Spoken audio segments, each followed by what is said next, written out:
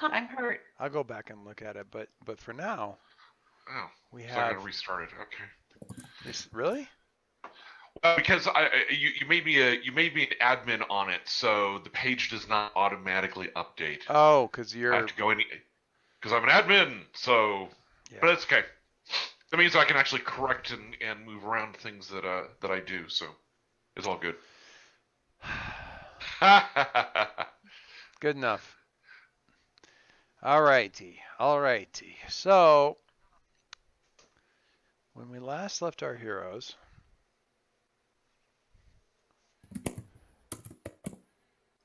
let me see if I can summarize all this. Let's take a Leo was still in virtual with Numa. Glad that we can at least use that name appropriately.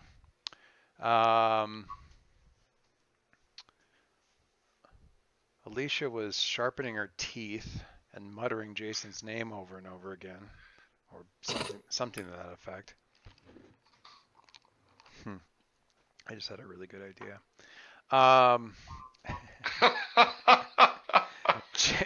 I'm not even going to explain that. She's actually trying to be really reasonable and thoughtful about this. Is she? Okay. That's in kind of the way that that's a novel approach for her. Nazakine is thoughtful and purposeful in the work she does. I'm sorry, who? Who's Nazakine? Oh yeah. Who is that? The demon Bodyguard in Lucifer. Oh, I haven't seen that. I need to watch that. I keep hearing it's good, mostly from you, but still. Well, it's been canceled. So whatever. Doesn't but matter. It may be saved somewhere. I watch everything time shifted like a year. It doesn't matter if it's canceled to me. I'll find it somewhere. Firefly. Hulu will pay for it. What was that? Harry? Firefly. Oh yeah. Yeah. I'm sorry, but that makes the crossover too tempting.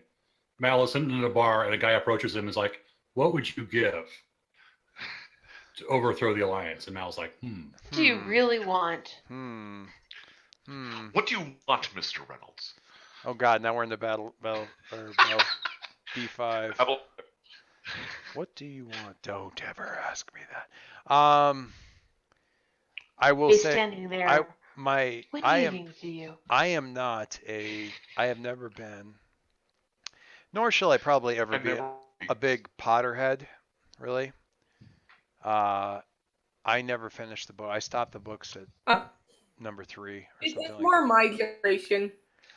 No, it wasn't that. I was conducting an experiment, and the experiment paid off dividends in that I've actually had people who told me I was crazy now come back to me 10 years later and tell me I was right.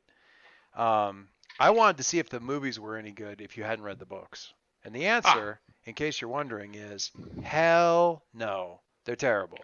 They are just absolutely useless garbage.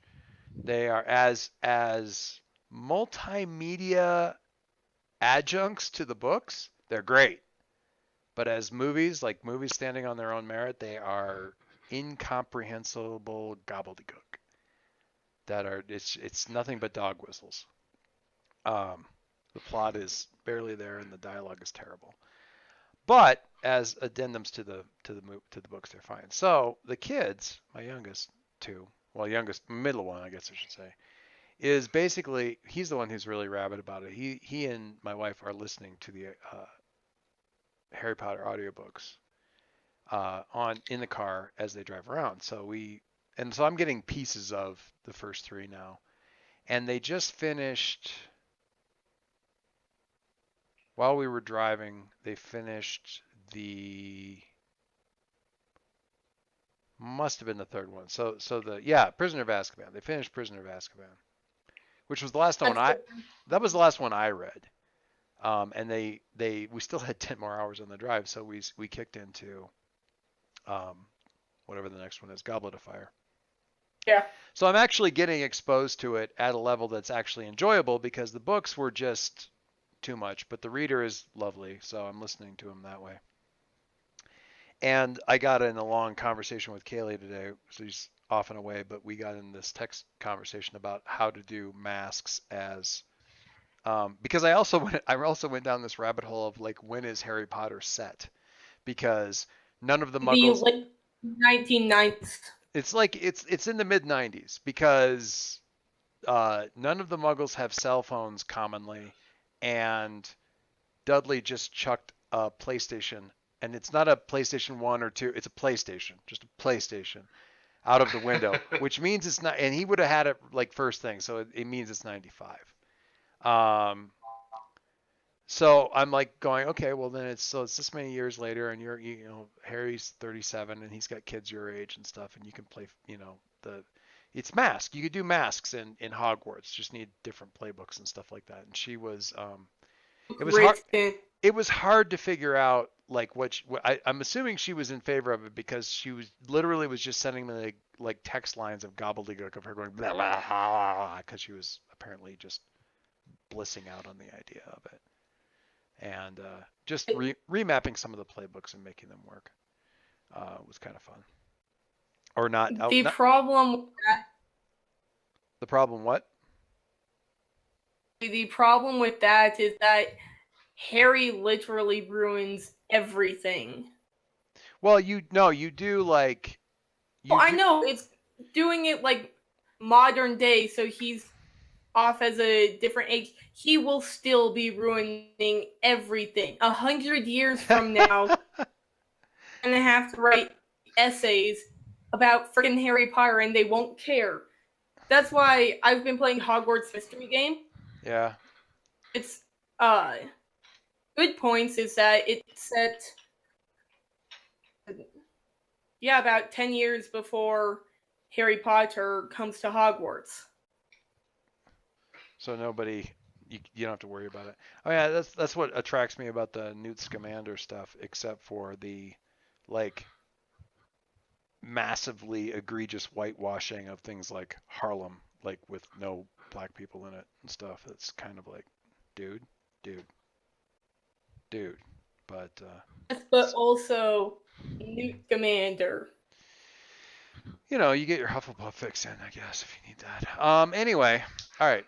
Yes, Sorry. I need that. Went down a rabbit hole there, but sorry about that. Let's get back to where we're at. Speaking of Harry, Gale, not Potter. He was pondering his future self's absence, possible demise, possible something. Charlotte was fleeing the scene of the factory-like conditions that have been of the rift constructed over one of the world wounds. Why does this sound like the Voltron plot? I mean, I was already apparently I stumbled into Final Fantasy VII last time. That was actually, it's almost a reverse Final Fantasy VII because it's not being powered by ghosts. There's no ghosts around. It's the rift energy is so strong and they're sort of antithetical to each other, so they're not near there. But yeah, aside from that, sure. I don't really remember what happens in Final Fantasy VII very much, but I do kind of vaguely remember that like there was ghost engines or ghost powered weirdness that had to be probably blown up since it's Final Fantasy VII. Probably after an interminable boss fight. And Concord was what? What was he up to? He was gonna go down to go talk to Leo, and then Charlotte piped in with, "Oh no, bad stuff." Yes. Cheese and crackers. Cheese and rice, something like that. Cheese and rice. So given that, I think we will. We'll just start with Concord then. Concord, what do you do? Well, if anybody listening to this whatever podcast video or whatever decides that they want to make Harry Potter playbooks for masks, do hit me up. Anyway, carry on. 'Cause I don't. Somebody's already done it. Really? Yeah. Go look at the hacks on the Google Plus. Anyway. I didn't think I'd found that. Anyway, carry on. Anyway, Harry or I made a great Anyway. Voltron one anyway. yeah. No, Adam is floating towards the entrance to ramp. the downstairs, and then Cheese and Crackers like, oh no, people went off on their own. This can't be good. Yeah. Yeah, time to go to Charlotte. I am going to have you, because of rolls dice randomly, because of tachyons, I'm going to have you give me a unleash your powers to overcome the barrier or whatever of the teleporting. Unless it's just something you can just do. Is that something you can just do by now?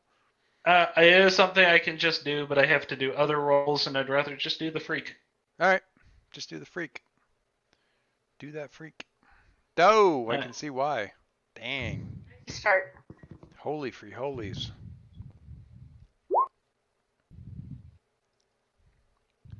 Now I have to see what Dave linked. Oh, I was following up on the things that Straight out James of was- Ravenclaw. Very nice. James was linking. Sorry.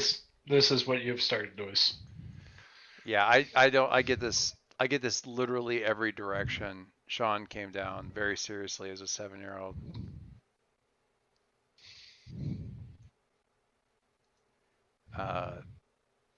And very seriously informed us that he didn't believe that the Pottermore interview was or quiz that he'd taken with Kaylee 6 months ago was valid, and he really felt like he identified as Ravenclaw. Yeah, I felt really proud that he could come to us and come out like that. I think it's really because he really likes books. It's all about the books, Mom. Anyway, okay, so you, Charlotte,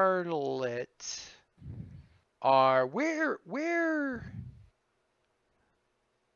do you run? We didn't really answer that question. Like, where do you run to? You had said like, Yeah. do you run far or do you run near? Not far. I was thinking of potential places, and my first thought was, the Quill compound, but kind of from my brain. Run to the Quill compound. Run to the Quill compound. Nothing bad. They have cookies. We could resolve every question having to do with this alternate timeline like super quickly, just through a series of very bad choices on behalf of our ghost. Of everybody running to the Quill compound. Yeah. Charlotte goes to the Quill compound, says cheese and crackers. Concord shows up. Shit explodes. Page 2. Everything else is just horrified faces for the rest of it. I'm down with that. I don't want to say no to that, but you sound like you were going to come up with something else. No, I actually just going to the we have so many cute names for coffee shops. I forgot the name of the. They've all been renamed. They're all now Rook Coffee Inc. Has-beens. Yes. Okay. Yeah. Has the advantage of being close and theoretically public. Yeah. Let me think about this for a second.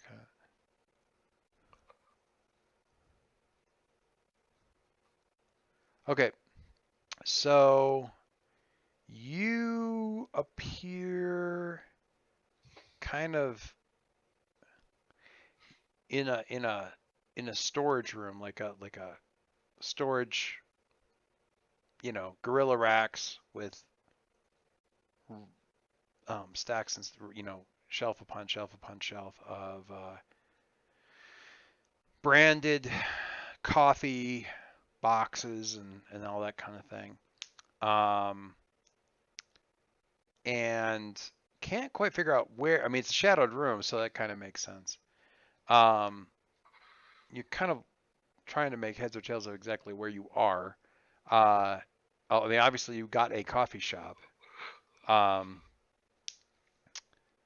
Concord shows up right next to you, kind of floating in midair, amongst the racks of coffee stuff. And all of the so Concord, you're in this like storage room, not closet. It's bigger than that. It's a full-size room, with coffee stuff. Not lit right now. Actually, no, it's got a motion sensor light, so it probably comes on when you show up, not when Charlotte did, but when you do.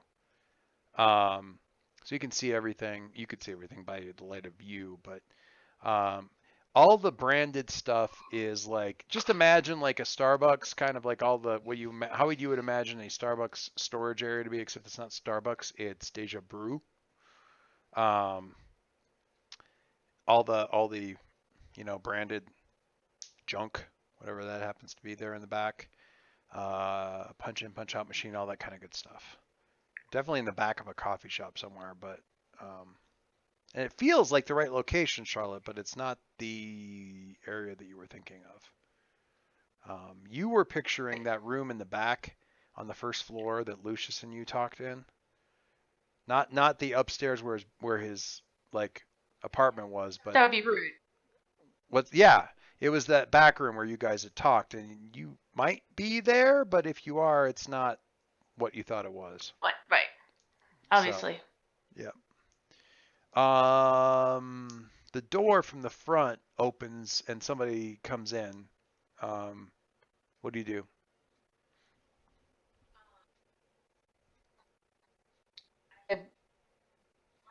Into the shadows. Can I take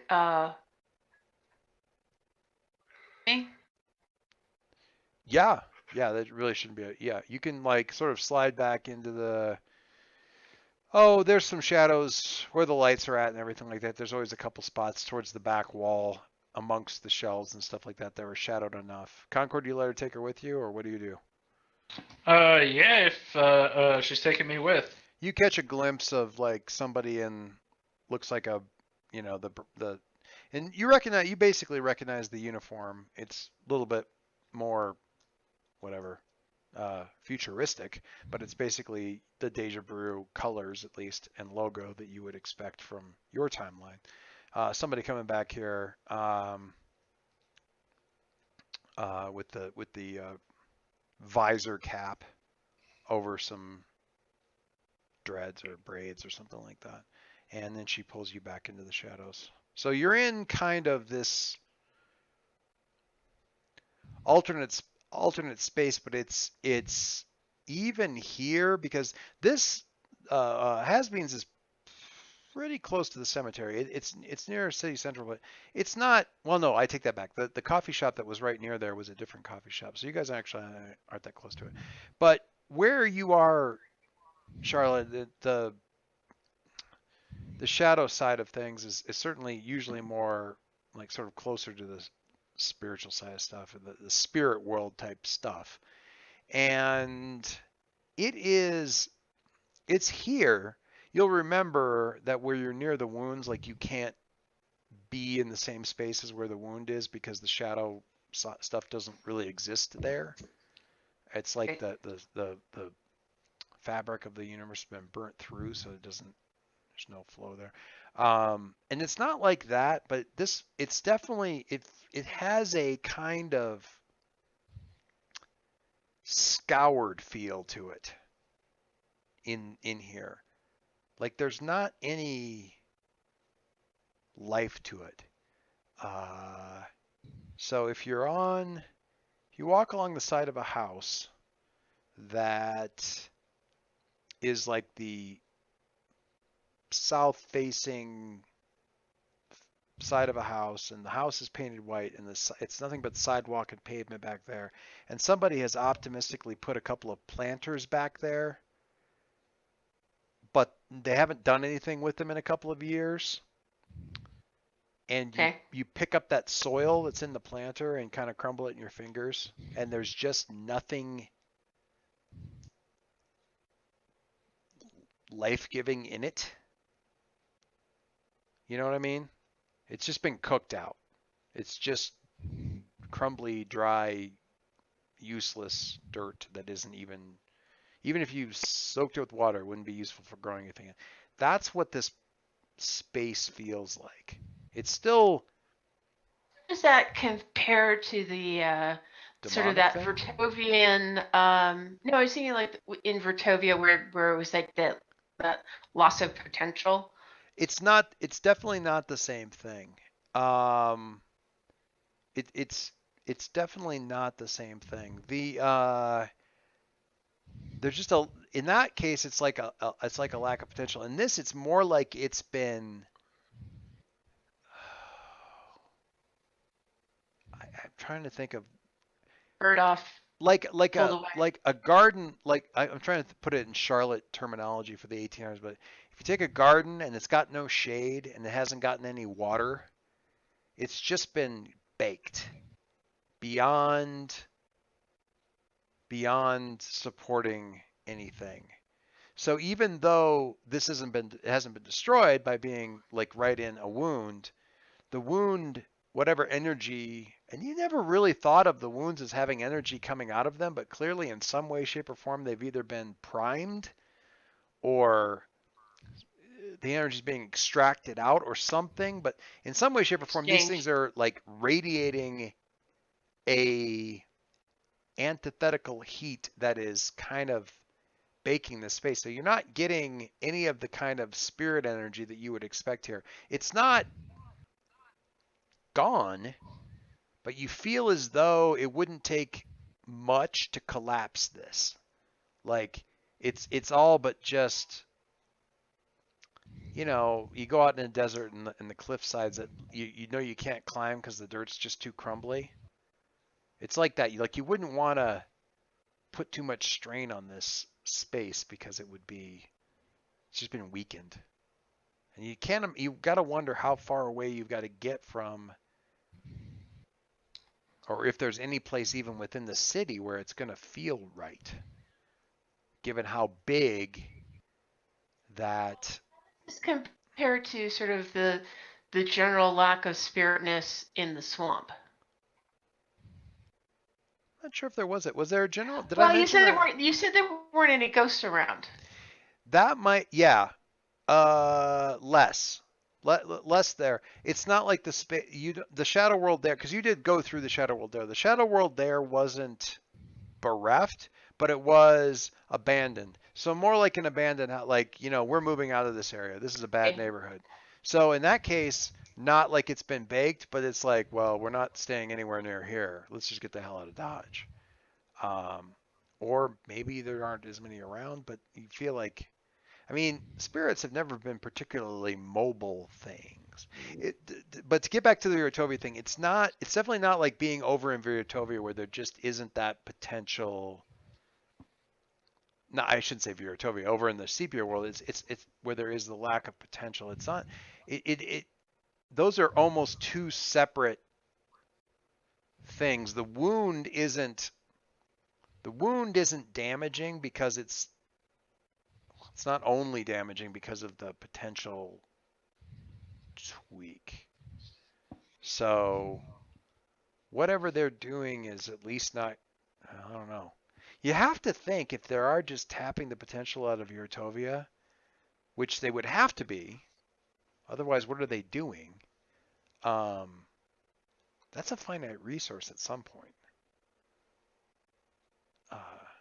Well, and wasn't that what Vertovia was trying to do to us? So, I mean, where's Well, it? no, but what Viratovia was trying to do was to get a couple of, I mean, they were basically trying to get a couple of Yeah. keynomes and who knows, get a couple of keynomes. That was as far as anything was really established, was get some keynomes. What I think Alicia was able to nail down, and you weren't around for this, but some people would know it, when she was like looking up like, well, actually, Dave, correct me if this isn't right. Would she have looked up like like comparative events to kind of figure out what the hell happened? Because that stuff with Viratovia, the whole shakedown with Viratovia Right. was, well, the way the big genius thing that I finally came up with sort of today was the point at which Jason finally had his showdown with Leo and did whatever he did to Bot, and did whatever he did to Bot, is basically, chronologically speaking, coincident with what in your timeline Jason did to his dad and to Achilles Chen. Okay? Okay. So right around that time, you did that in both timelines. It's just you did it to different people. Okay? Okay. And you weren't in the other world, obviously.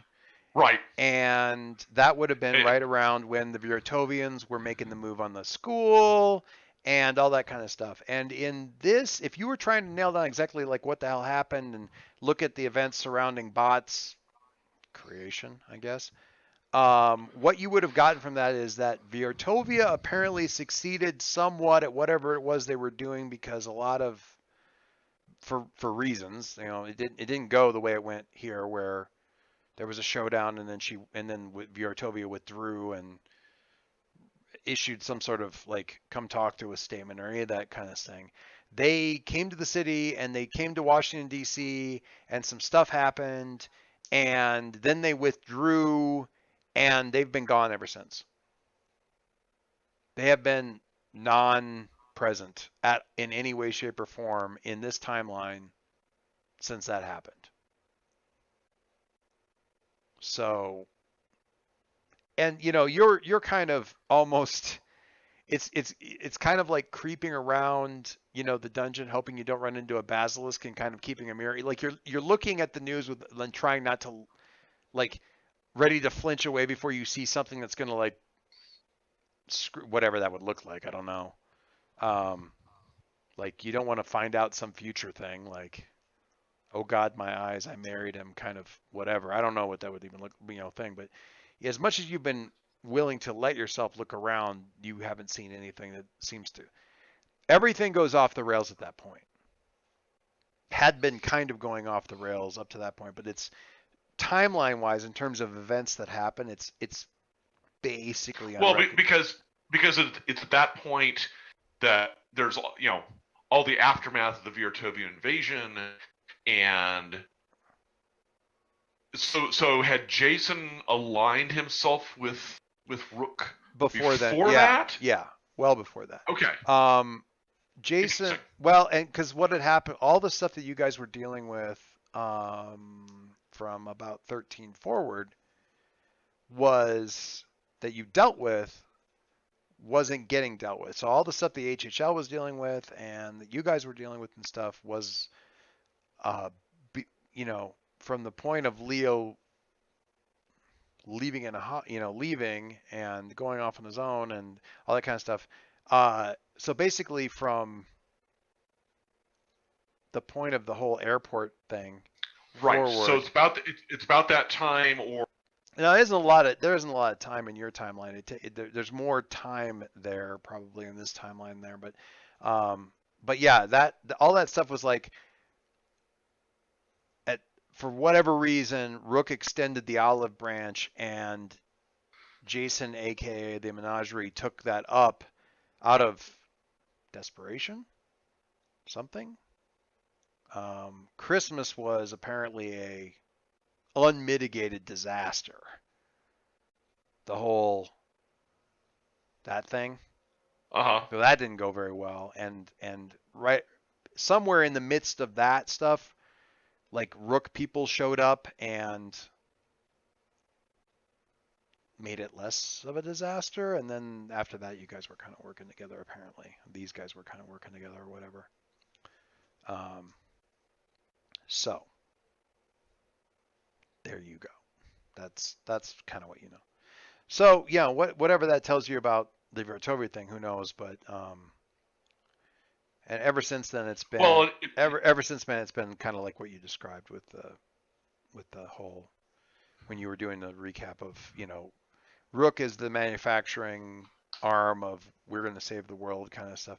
And it hasn't been, well, I don't know that you would look at the, well, you would have figured out, I think, I don't know if Alicia was ever really, I'm not sure how much you were sort of cognizant of the idea of the potential drain, lack of potential over in the Sepia-verse versus here, like if that was ever really much of a discussion you had, really. Maybe in the letters from your dad that mysteriously showed up on your doorstep, he might have said something about that. Sure. Yeah. And you're not seeing that you're really not seeing that necessarily. But I mean, based on what you're able to piece together, basically the Vartovians got their hands on some keynotes and said, "Okay, peace out, we're done," and left. And whether or not that's been enough to keep things afloat when you're looking at whatever the hell, well, you don't know, you personally at this point don't know what Rook is up to, but good. There's some weird math there. But apparently Vartovians were like, okay, we got enough to make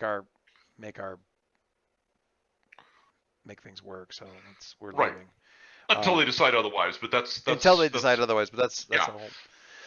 That's for when you guys roll a 6.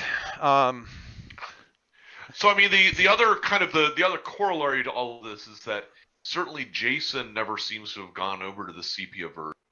No. So there's not. I mean, they would never really been tracked in the news anyway. But he was here for all of that. He was otherwise occupied, and well, he never handed the leadership off. Blah blah blah. Right. Right. So he was kind of tied up in that, and yeah. Oh, Jason.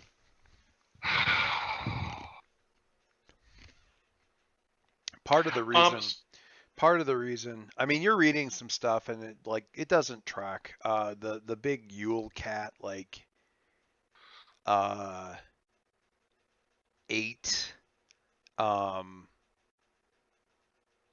several of the younger heroes, you haven't crossed with them, but you've heard their names and stuff mentioned. But yeah, at least a couple of the people that you track as being members of the Irregulars and stuff apparently died during that fight. Concord wasn't around. Mm-hmm. And that went horribly awry. Right.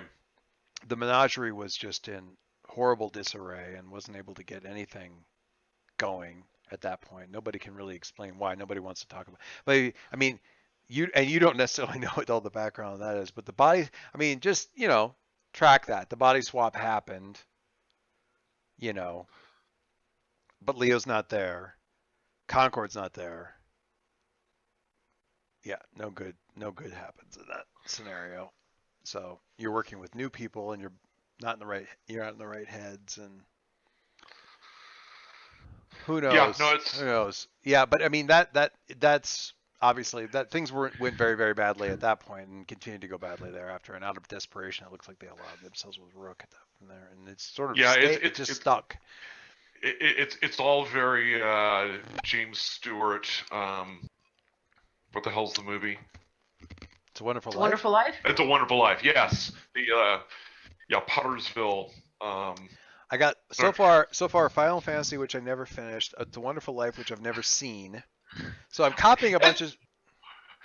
You got to see It's a Wonderful Life at least once. I mean, everybody keeps telling me so that. Iconic. I have literally been hearing that for something like 40 years. Depressing. I have a lot of problems with It's a Wonderful Life that I will always tell you, but not now. No, Depressing. one of my favorite things. I can't remember if this is. I honestly can't remember if this was a Batman actual animated show, or if it was probably fan fiction by Unpretty from that one AU that I like so much. But it was like a line. It's like, it was from Unpretty. But there's a bit where they're like Clark Kent and Bruce go fishing. They literally go fishing for a vacation, for reasons. They're spying on Lex Luthor. But there's a point in there where it's like, how can you have never seen It's a Wonderful Life? I'd never thought it would be a movie. I had a number of impressions that it wouldn't be a movie I would like. Like what? Basically the title, and it was, and yeah, I don't understand. Anyway, so Interesting. yeah, I mean the number of it's an you're trying to pick out pebbles that cause things in the middle of an avalanche. So Rook, the Rook Quill alliance. I mean, struck up in desperation around the Christmas debacle, right? Which actually exposed the whole situation a little bit. The day before the event before, where they went after the cemetery. Actually, that was during that, wasn't it? It was during the cemetery. It was in the cemetery. That was initial that whole. I mean, that leaps that whole discussion that Jason was having with Rook forward several months, because that whole thing was announced right after, and it was probably because something that the Viratovians did there made it clear that there was some stuff going on. So yeah, that was all struck up from there, and it just spiraled there, and Bot working to, Leo at that point in time, working, I guess, against Rossum, right? The other Rossum, who was working with Aegis, who by this point in time had declared him persona non grata. Plus the Menageries working with Rook, although he never really went directly against them until they went directly against him. But Rook and Rossum and the other Rossum and all other kind of stuff, that came to a head at the, of course, in the midst of the Viratovian airship raid. In this case on DC, and because they were triangulating on DC, if you recall back then. There was if not something to get, at least something to establish there, or something to do there. So yes, all of that. So I mean, is that alliance basically, these are the technological whiz kids of of American industry? They're the Apple and Microsoft combined. Is there political control or influence, or is it Oh yes, they're Apple, Microsoft, Blackwater,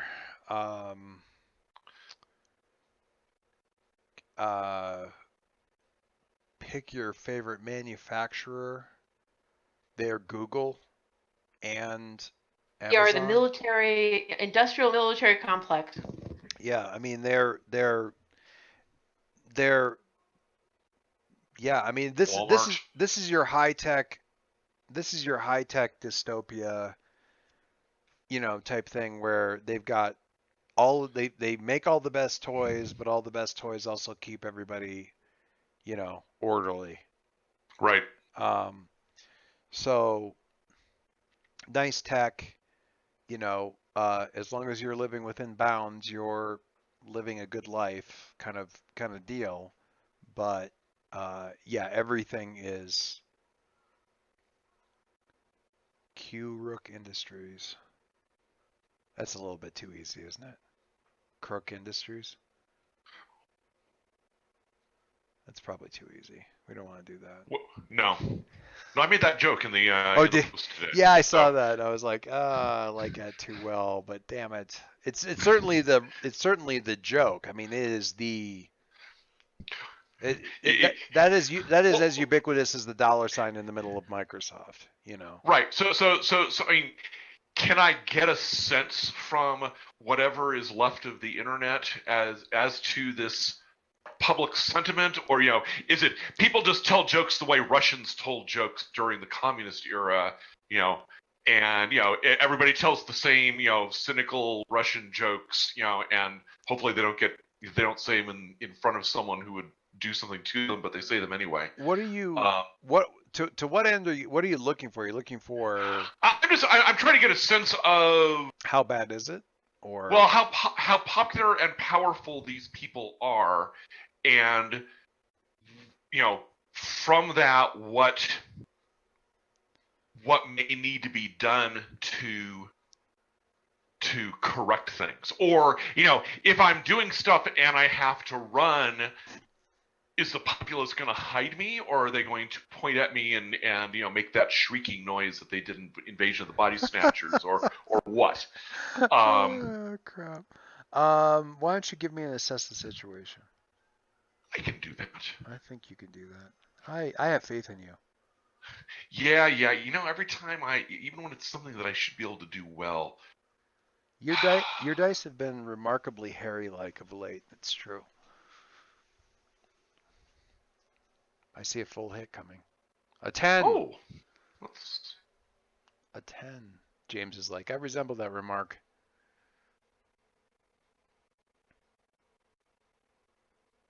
Remarkably hairy. All right. So. Now you have me look at the questions. Okay. Uh, So on a 10, I get to ask 2 questions? looks like it.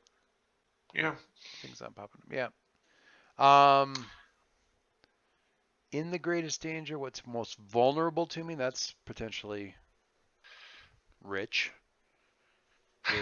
With potential there.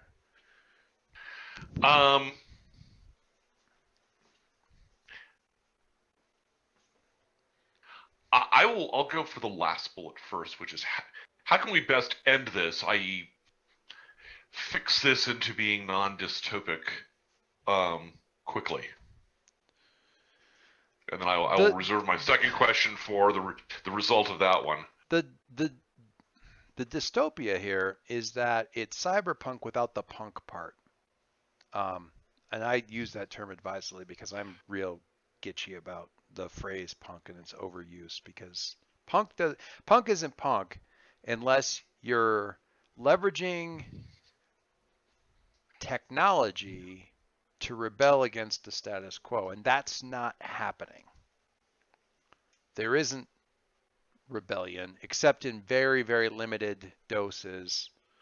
One of whose house you're currently sitting in. So there isn't that kind of tech. So what you have is a tech-based oligarchy with a facade, with a sort of authoritarian facade or democratic facade over, an authoritarian oligarchy kind of deal. Veneer, sure. And if there are corporations who are benefiting, then there certainly are. There are ones who, in some way, shape, or form, have decided to ally themselves with primarily the Rook. Well, no, Rook or Quill. I mean, it's kind of, either or.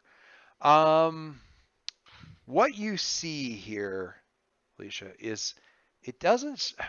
A lot of what you were seeing from that first, and there's some video footage actually of the thing with Leo, and it looks, to your mind, really? Yeah, that happened like in the middle of the city. Jesus, okay. Yeah, he did it like it was, it's found footage. It looks like, oh God, what was that found footage like superhero origin movie from about? Chronicle. Yeah, it looked like that. And if you haven't seen it, I highly recommend. I'm not.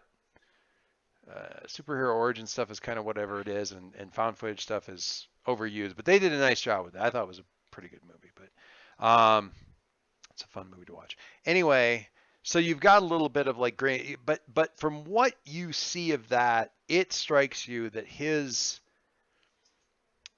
although if you recall, Jason did that because he lost control of his powers uncontrollably and did something horrible. But it strikes you as like the moment of last resort kind of thing. Okay.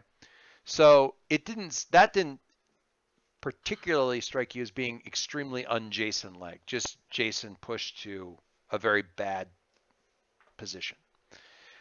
However, since then, the stuff that you're seeing doesn't seem You're breaking up, Joyce. God, am I? You just started. That's the first time I heard the beep. Are you guys hearing me now? Yes. Yeah. Okay. Now, But it's cutting in and out. what is going on? Hang on.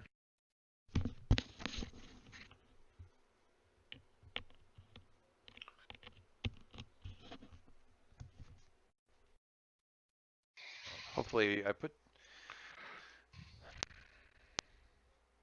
Nope, that's not helping. In any way, shape, or form. You're sounding fine right now. Am I? Yeah. All right. Well, Yep. I plugged the... And... No. And Magic. then you went.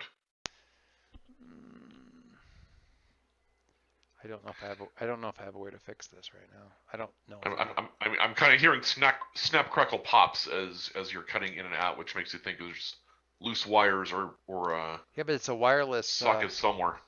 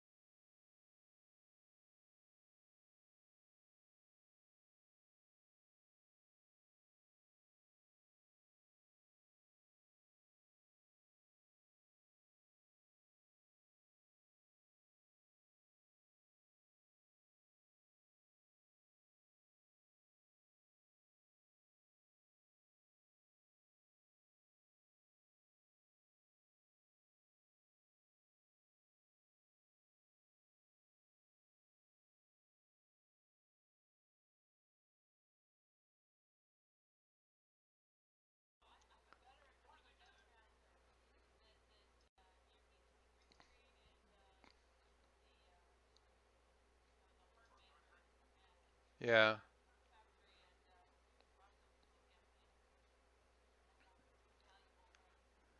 He was never... Yeah. Can you guys hear me? Okay.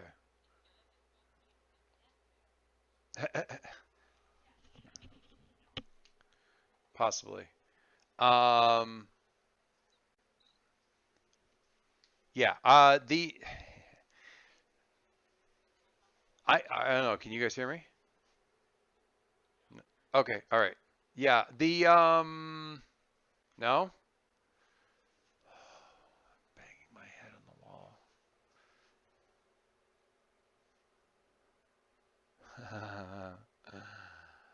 Oh, I have way too bad of a headache.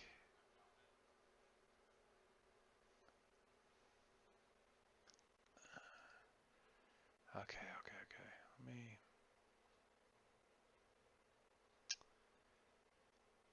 Mike, where's the settings that change what server we're on?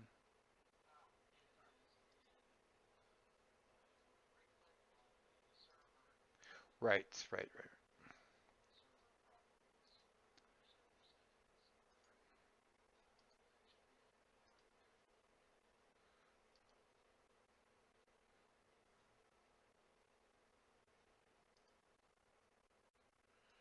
US West. Dave and Margie, can you hear us? Or James? No. All right, let me switch to Central.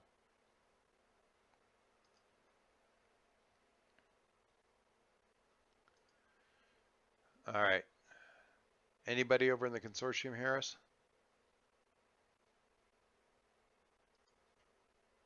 I just realized I was typing in the wrong channel. Hang on.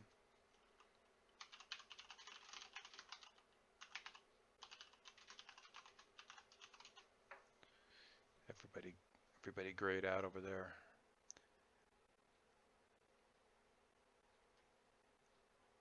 Yeah. I just want to get everybody back in the... Yeah, gotcha. Yeah, you got real... Yeah, I'll actually believe that. I broke Discord. Sorry. Yeah, that might have been... You guys all ground out at the same time. It might have been it might have been unrelated. I'm going to pretend it was unrelated. All right. That's fair. Yeah, he's been seen in public, but since then he's been very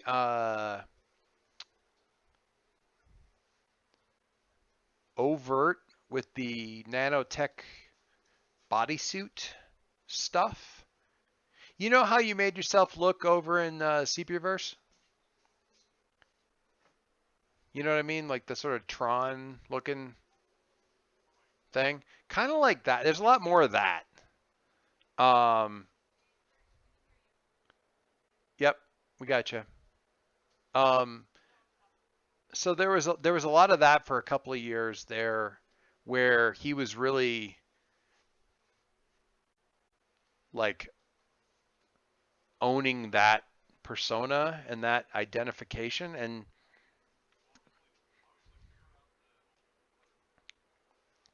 very, yeah, somehow, and kind of a very there's never a point at any point forward after that where it's not like sort of blatantly obvious that he's still using the nanotech. Like it's always like very there and never subtle. And the best way I can liken that is the fact that like Tony Stark is never undercover because he always has the glowing thing in the chest. He got rid of it and then he did something else that put it back. Like he can't have a press conference without the glowy thing underneath his shirt.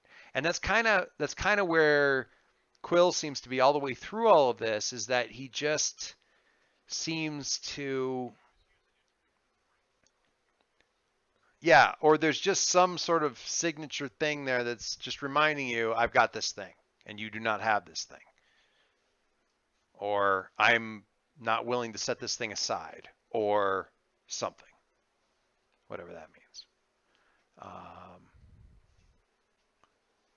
You do not, and you look, see any version of yourself, including old Leisha,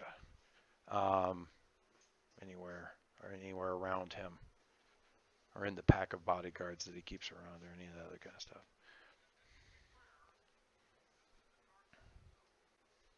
Just, yeah. Anyway, okay, so that's oh, so you had one more question. I want to shoot somebody else, but sorry. Sorry, I didn't really answer that question. How can we best end this quickly? So you've got this kind of whole structure here, and that's a complicated thing, but it shouldn't be working as well as it does.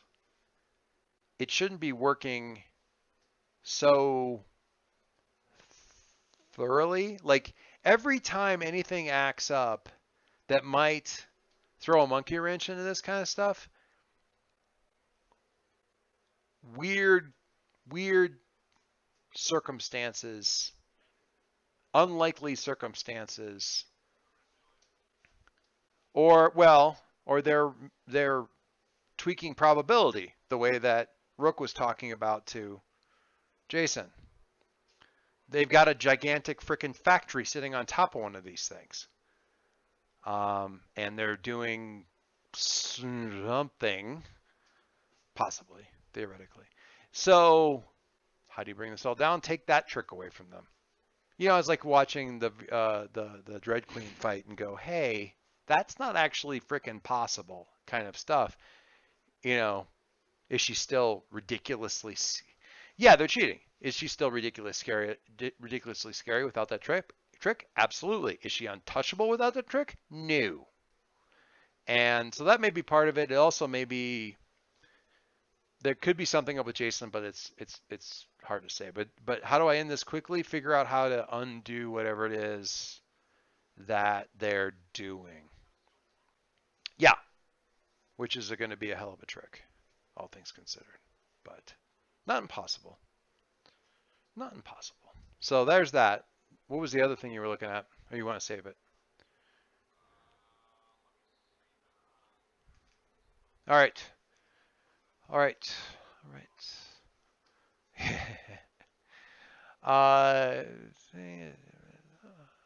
Harry.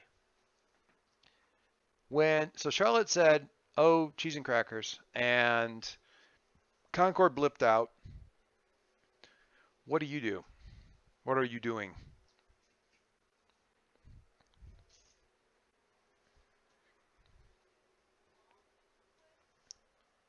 Ask that question again.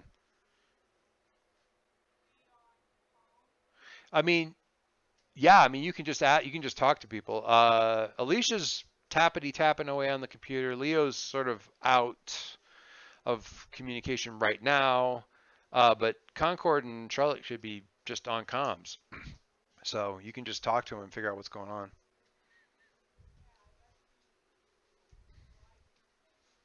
Running off. Yeah. You might draw attention to yourself. It's true. Yes. So, Harry's like, guys, Charlotte, Concord, guys. Sure. Kirbycraft. Sure. And you're kind of you're sort of getting like a shadowy version of the break room kind of around you. So you can see this girl, African American, dreads or braids or something like that. Like she came back in the back and is like grabbing stuff off the shelves and JC? Yeah.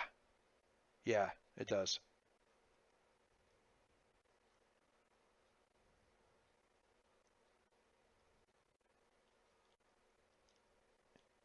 Are you pondering or did you cut out? No, okay. Yeah, that's okay.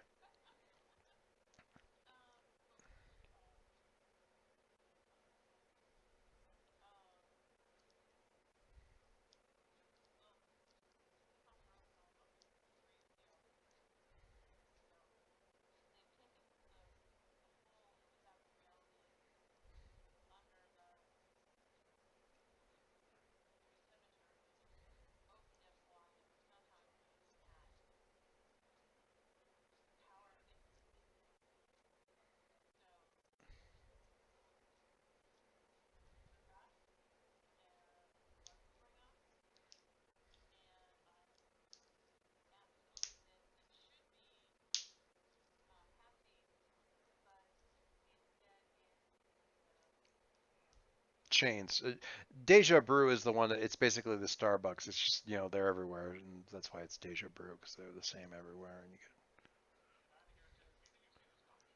And yeah, exactly. That's why Deja Brew is the chain.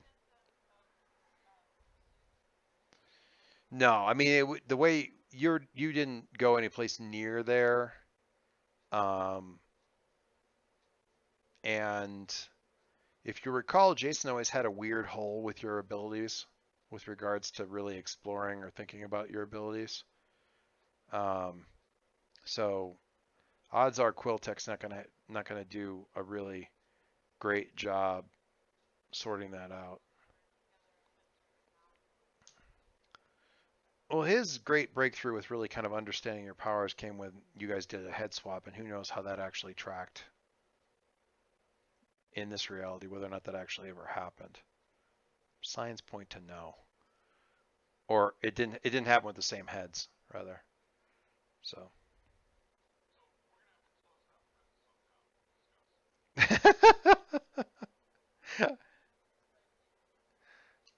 What did you say, Harry? Are you too safe? Are you too safe right now? Yeah. Concord, what's your take on this whole like weird pocket, not even really a pocket dimension, but sort of like the peanut butter and jelly between the two bread slices kind of it's not even so much a different dimension as like a slightly different vibrational plane off of the true. How does that track for Concord?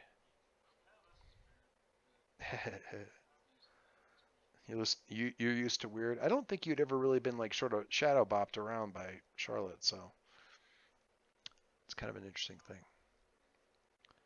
I don't know. You flew with her, and she flew along with you, but I don't know that you ever really got pulled through this stuff. That's been a weird thing. Never went to Viratovia either, or CP Rivers. Yeah. So Alicia's thing is that we need to close. Yeah, Alicia's thing was we need to close that rift. Discuss. Click.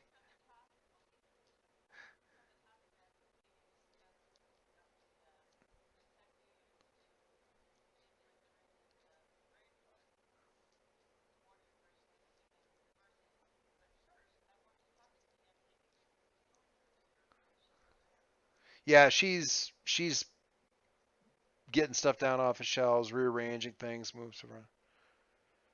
Oh, yeah. Yeah, that's going to be interesting.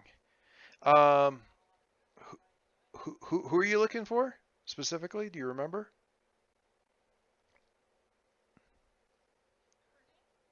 No. The guy with the sword.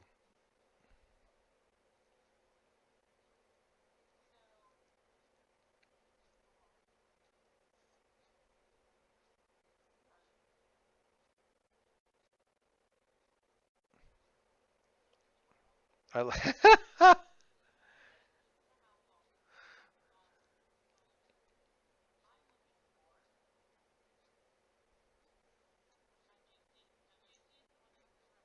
JC's the one that's in the room. Lucius was her dad.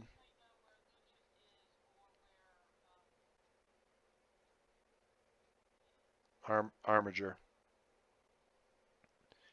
I think Charlotte would probably remember, even if you don't, that the other one was the identity was Armiger, the young kid with the big sword. He's going to be a problem, Alicia, finding Armiger because apparently the Yule Cat ate him.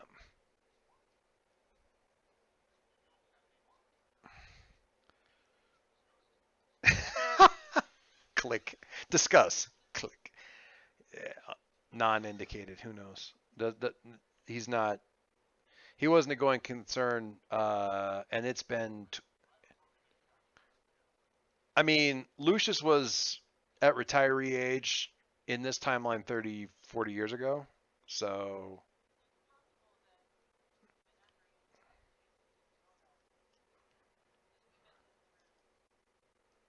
Harry would have, because that happened before then. Harry'd know about him.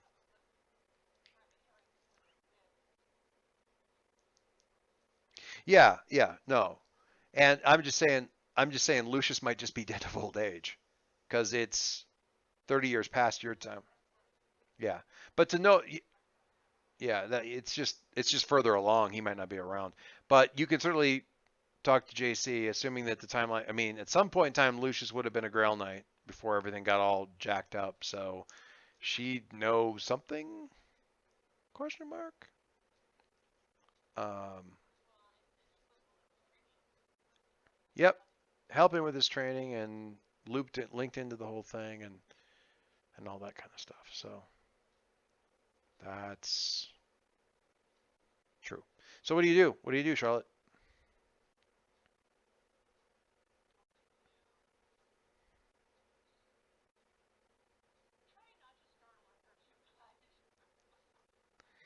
Yeah.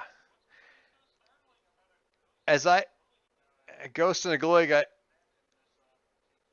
appearing from the shadows of the coffee storage room.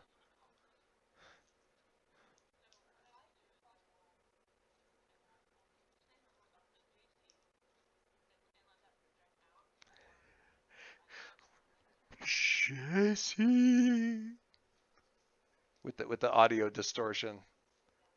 Um,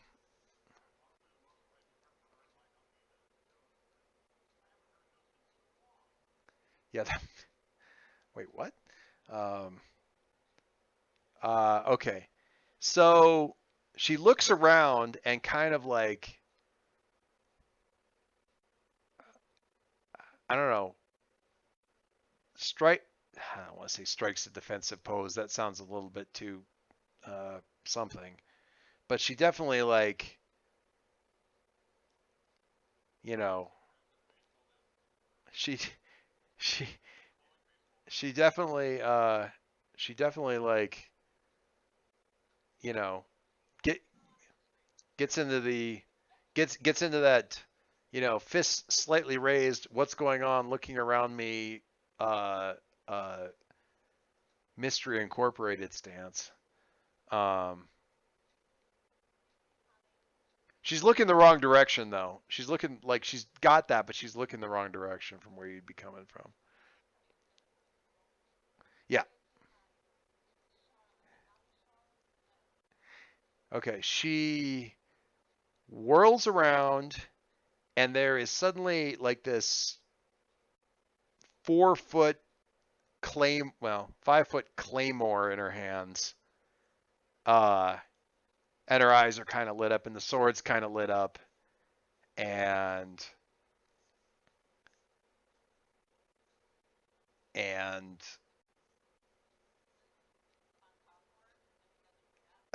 you do what now with Concord?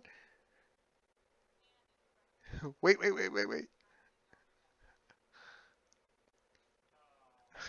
Because all he was going to do was squeal with glee. I don't know what you're talking about, but.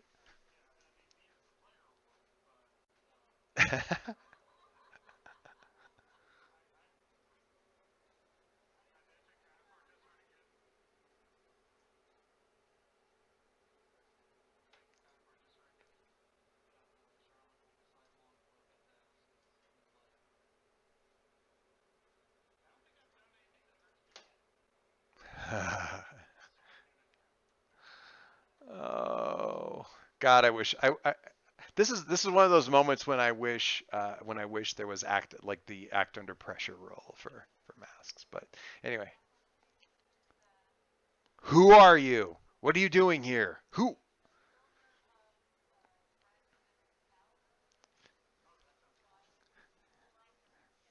How do you know? And then she kind of like, because she's looking primarily at Charlotte, and she starts to say, "How do you know?"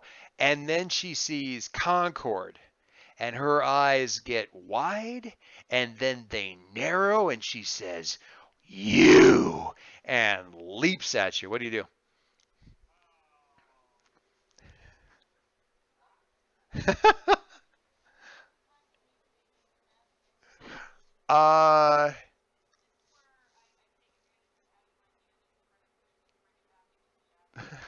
You shove him back into the shadow space.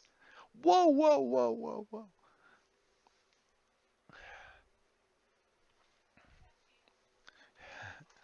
I tell you what, roll defend, Charlotte, since you want to like shove him someplace before.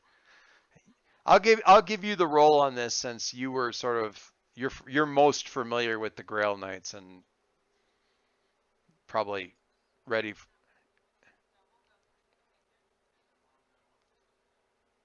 Yeah, it is, but it's so right at the same time.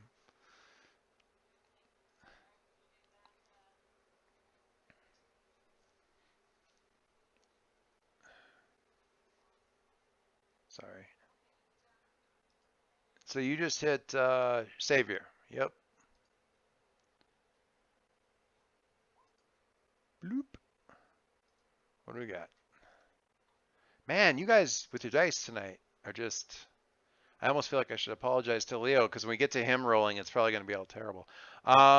Defend. What's that? No, yeah, you guys have been rolling really well. Yeah. Concord was saying like, I almost want you to fail, but defend someone or something from an immediate threat. On the PC no NPC threats. You keep whoever safe and choose one. Add team to the pool. Take influence over whoever you protect or clear a condition, Charlotte.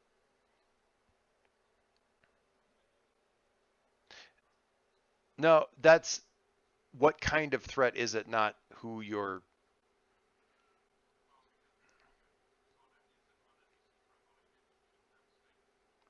Yeah, it's very badly written. For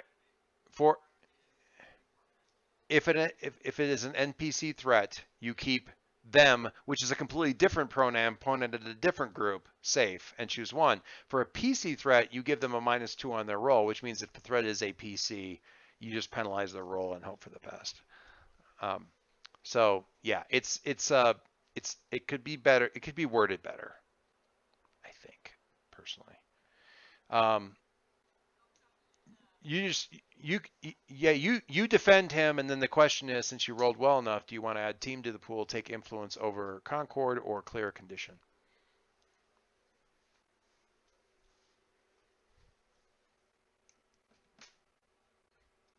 Didn't catch that.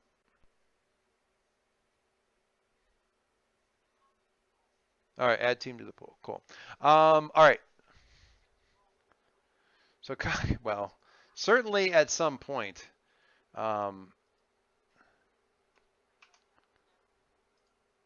Yeah. Influence over Concord. So, all right. So Concord, you at least get shoved back.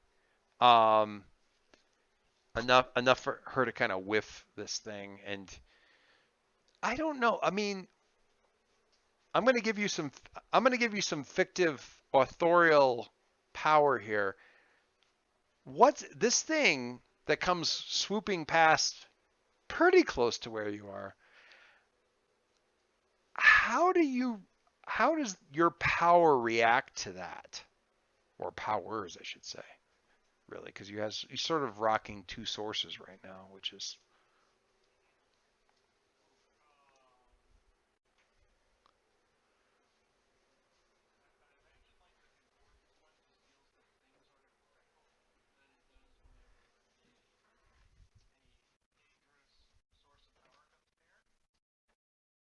yeah.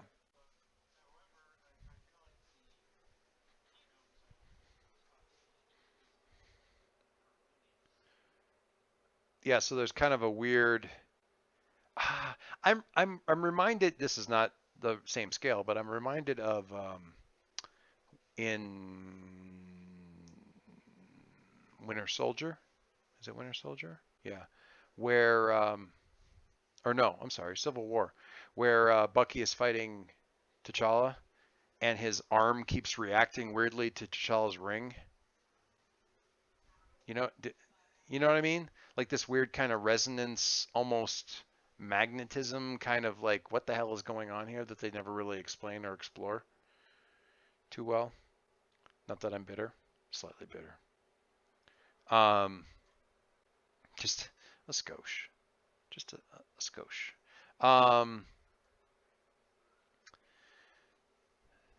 So okay, so she kind of draws back a little bit, and it's like, what? Who? Not she doesn't say what. She's who are you? Why are you helping one of them? do you say that from behind her like hello?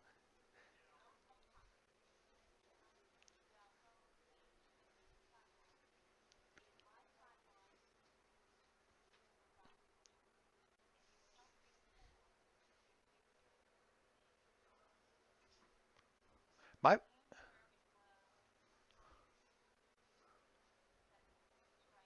my father's been dead for 20 years.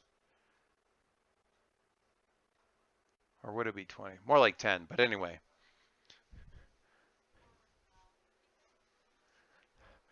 In what timeline did those Starfield bastards do anything but pure evil? Explain that to me. She's pointing over.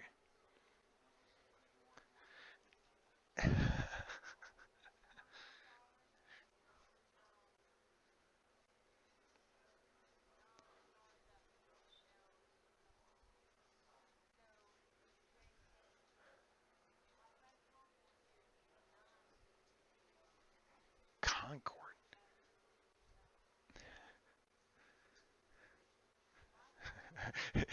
Concord saying, I hope.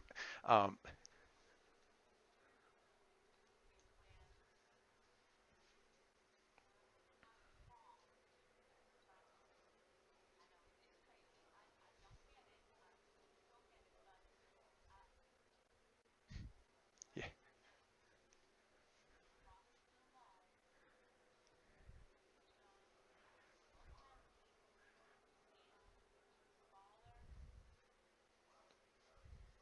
Well, you could have just looked that up from before they bought this place.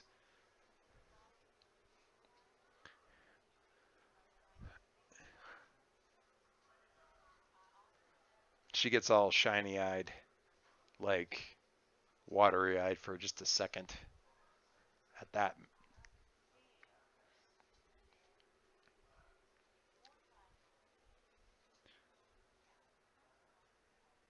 Yule cat. Yule cat. Yeah, the Yule cat.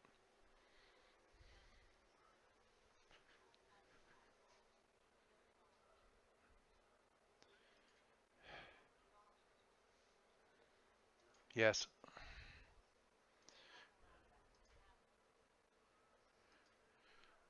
Okay. Uh,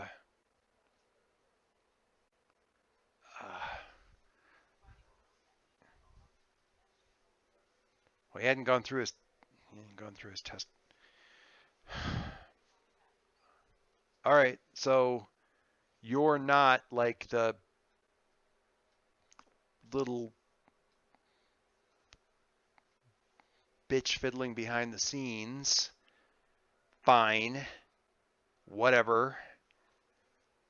But why are you here? I mean,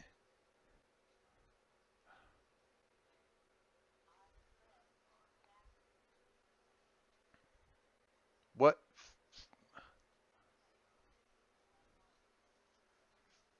Okay. Okay, but all right, you didn't. So this is just an accident. Running into me was just an accident.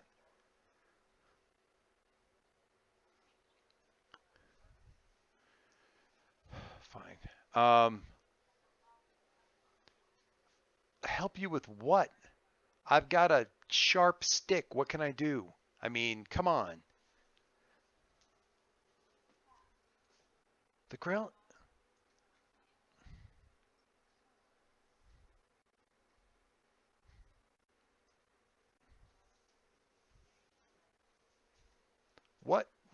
What rift? What do you?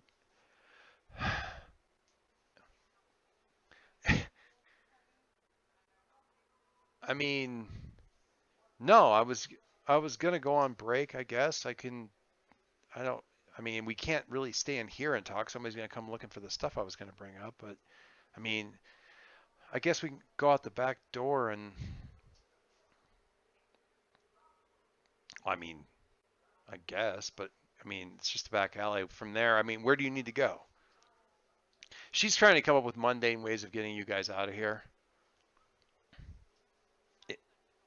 Well, I know. I'm just saying it's like I have a different, I'm just giving you an opening to say I have a different way. And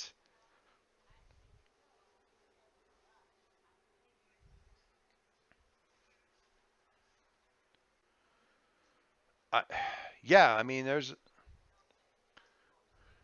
no, I don't own this place anymore. I just work here. It's just, I just didn't, no, I don't live here. No, I share a place with 3 other people. Wherever you've got that you think is safe, just, yeah, we can go there, I guess. Sure. I don't know what I can possibly do, but sure. Where,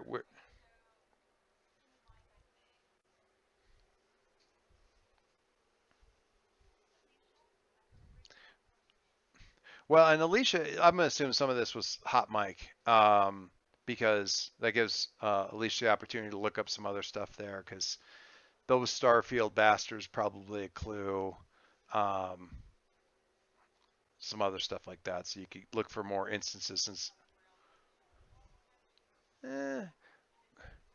Well, the Grail Knights as an organization probably would have been something that Alistair would have, or not Alistair, Achilles would have run into, or bumped up against at some point in time. So she may be, I don't know, peripherally aware of them, like a little bit, but not to go, oh, I don't know how much that would have been a big deal.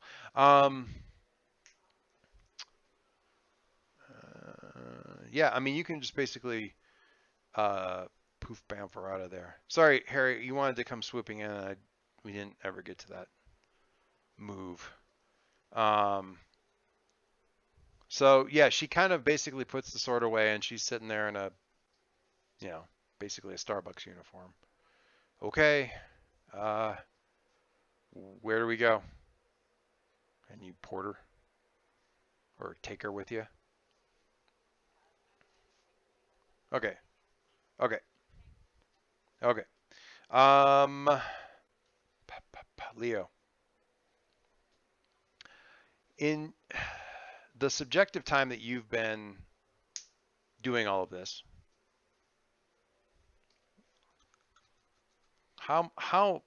how much? I mean, you have the ability to basically sort of dial up, dial down the amount of subjective time that's going through here, so you can be very, you can work really fast, and it doesn't feel really fast. Lots of time. So subjectively, how much time has passed for you in the VR?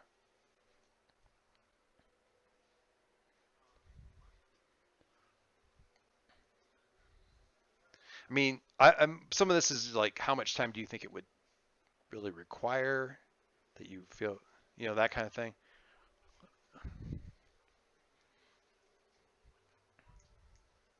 Right? Yeah. I mean, even to make any kind of headway. At what point do you feel like you need to go out and grab Bot by the ear and drag his ass back down to one of the trodes and say, "Listen, it is your turn now."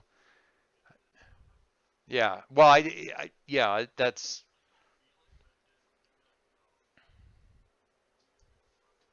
well, yeah, that's what I'm just wondering is like, I mean, let me put that a different way. When you step back out of this for whatever reason you decide to step back out of it for a little bit of time, how much subjective time do you think has probably gone by in there for you and Numa? Or what's been going on? What's the treatment look like? We can go with that too. Just what's been happening in there? You have infinite time, not infinite time, probably 10 times normal speed or something like that would be the thing that would make the, well, maybe even more than that, but yeah, for sure.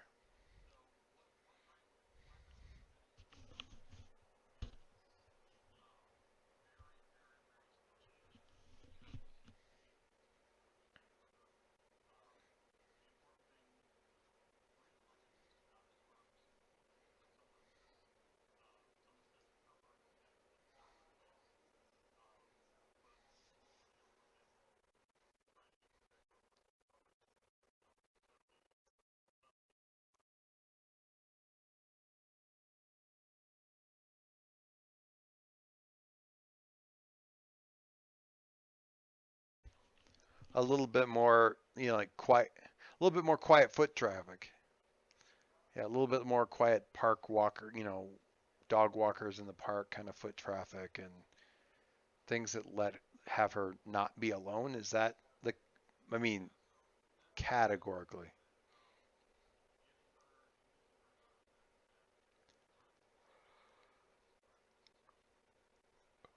Right. Okay. Um,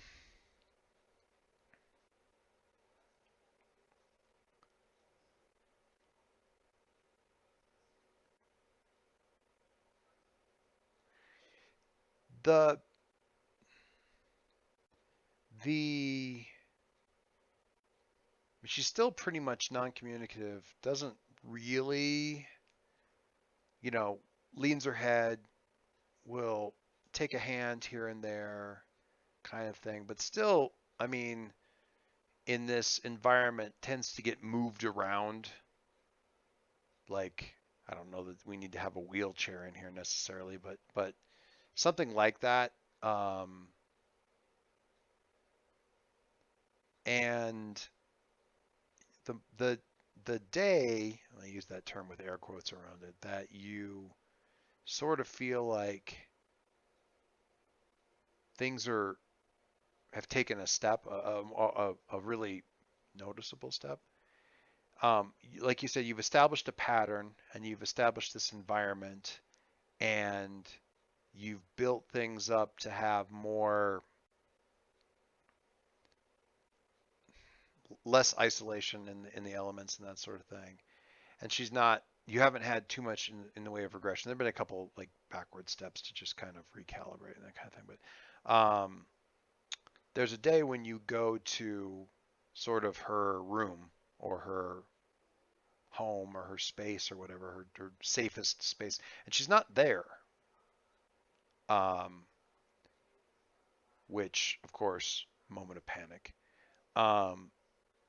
And you find her where you normally take her, which we'll just sort of hand wave and say duck pond, like where you found her in the first place. But rather than having to come and get her and take her to this place and let herself be moved from place to place, she took hold of the routine and moved it forward to where she wanted to be on her own, under her own motive power or whatever that would look like in the VR if she just went to that place. And that's the, if that works for you, that's the maybe the moment when Leo goes, okay, she's definitely improving. That's definitely progress. So,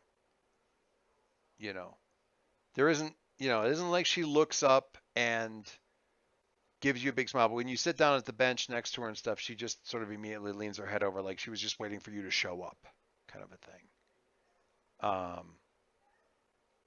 So she's got a routine now that's better. She's got a routine. It isn't just this one non-changing thing. She's got a routine now that's better and that she's responding to. And that probably takes, I don't know. I don't want to do the math on whatever times 10 time is, but it takes, a couple hours real time for sure while this other stuff is going on when you come back out of it. So let's take you back out of it. And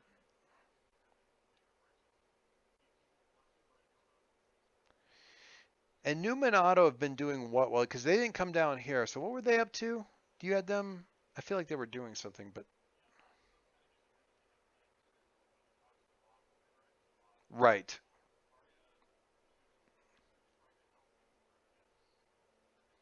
Trauma. Yeah.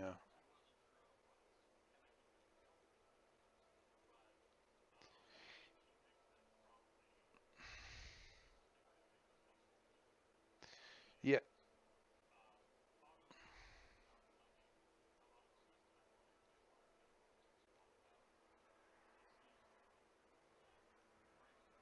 Yeah.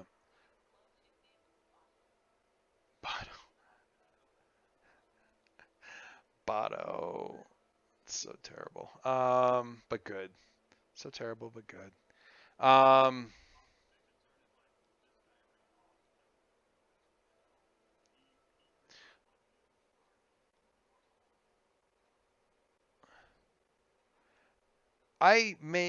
feel as though maybe I miscommunicated that he said Otto's not around anymore. I didn't mean it to imply that he ran off. I meant it to imply that he lost Otto.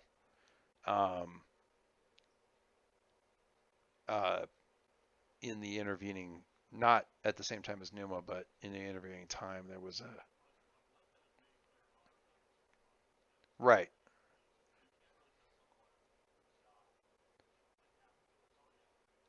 Yeah, no, yeah. And I think there's probably a point at there where I think in that conversation, Otto's not getting it and Arya does first.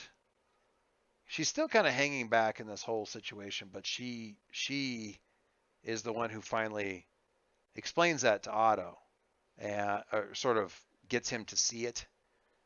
And so the process with Bot, or as much as, and Harry's been probably witnessing this as much as anybody, because I don't know, I feel like Alicia would just kind of tune that out a little bit. She's not comfortable with the bots to the point too where she's like gonna really want to see what's going on there. That's been my impression of her take on all of that stuff. With the exception of Summer, who's established some kind of weird blind spot for her AI bigotry or whatever it is.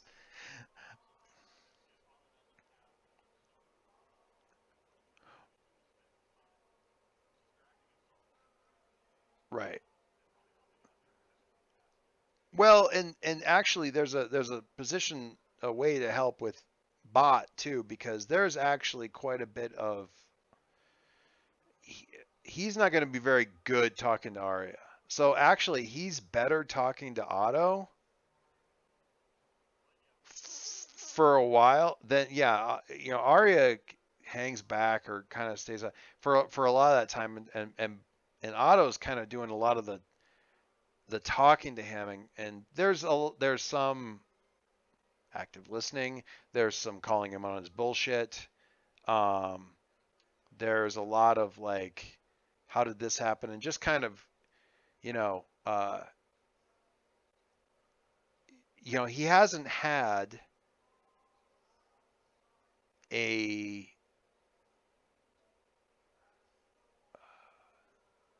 I don't know what to call it. He hasn't had a brother spirit to talk to.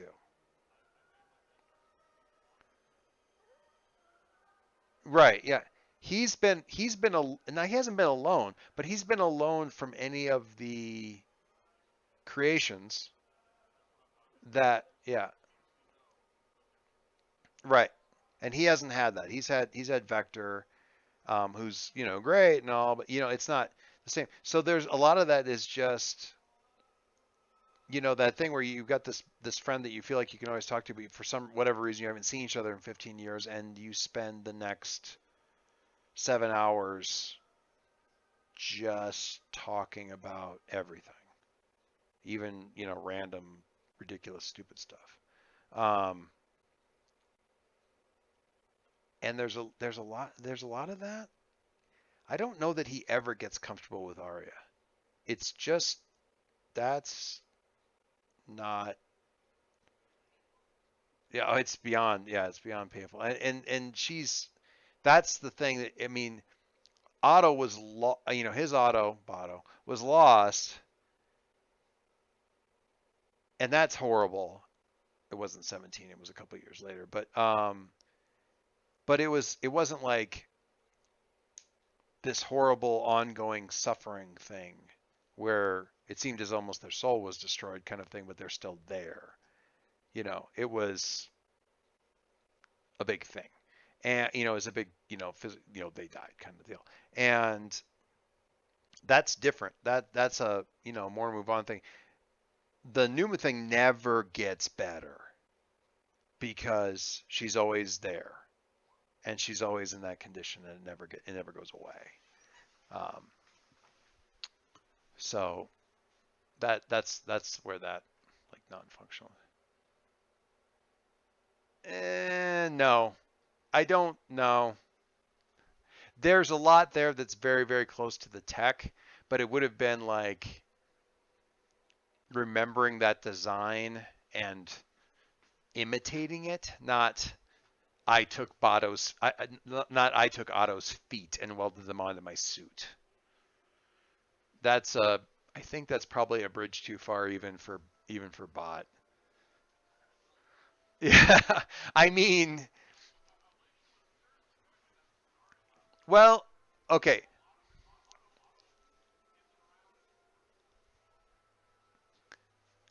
Yeah, okay, but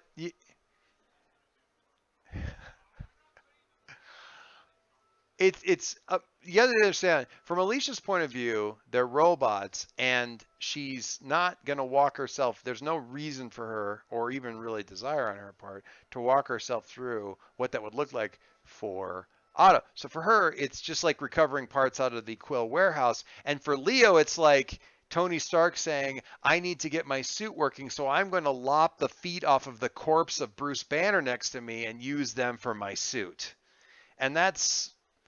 Yeah. Yeah. And it's just, yeah.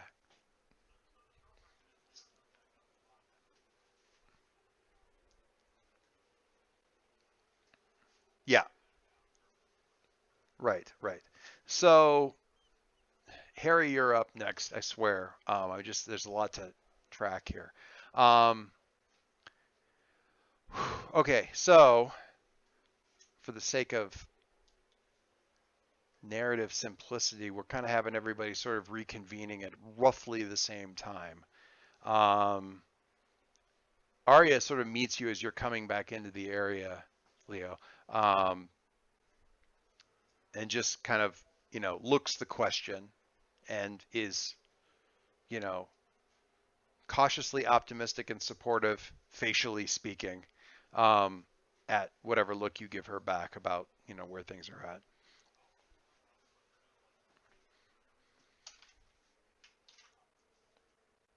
To her, to bring her into the loop.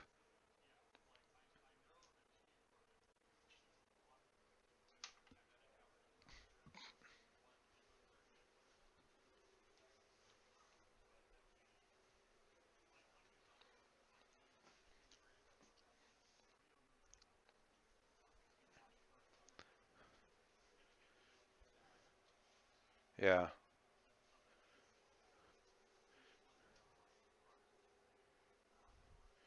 You don't you don't think it would be, well, court, yeah. I mean, the potential for confusion there. I don't. Is there a chance, you know this more than I do, is there a chance there to reintroduce the possibility of a psychotic break if another her shows up or someone like her? You're not her. You're very much not her. Is it going to cause some sort of doubt?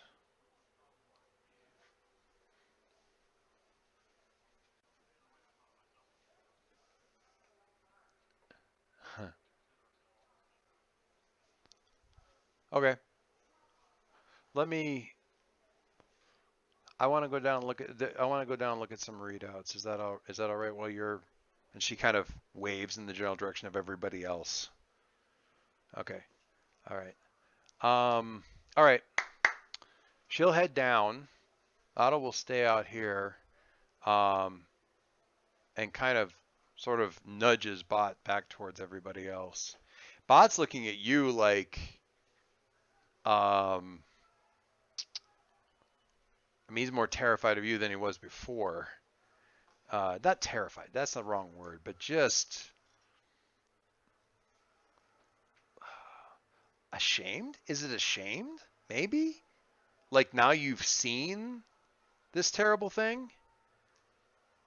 I mean, that for him is like the worst of him, right? In that, as far as what happened. So, as bad as he was acting and looking and feeling, like all the shit that he had to basically just immediately explain and confess to, blah, blah, blah. This is how everything went horribly, horribly wrong here. Then you go down and see this. And as bad as he was already feeling, this is like, oh, and this thing, which is 100 times worse. And you just walk back. Let's do team meeting first. Let's do team meeting first. Blow up can happen. Blow up can happen. We'll go. If you get him off in the side room when you talk to him about whatever. Okay. So, Ghost Girl and Concord. Vlorp. Yes. No. Oh, Concord. Harry. Well, no. Harry's here. So I'm kind of getting you guys back in here until figure out what Harry's make a game plan. We're gonna get Harry doing something. No, I got all that. Everybody's back in here. So Ghost Girl and Concord and JC Vlorp back in. I have no. It's a new verb for me. Harry's there. Alicia's there. Otto, Bot, and Leo. The person probably who is most aware of everything that's been happening at this point is probably Alicia and Harry, because they're kind of like keeping track of everything. And they've been right here trying to figure out what to do next. But we'll just quickly say that we'll get everybody sort of caught up so we're not capping what we just did for the last 2 hours. So, yes, there's a big wound. They're apparently farming it somehow, and thus, increasing the chances. And that's news for JC that they're somehow like tweaking probability somehow to keep their hold on everything. What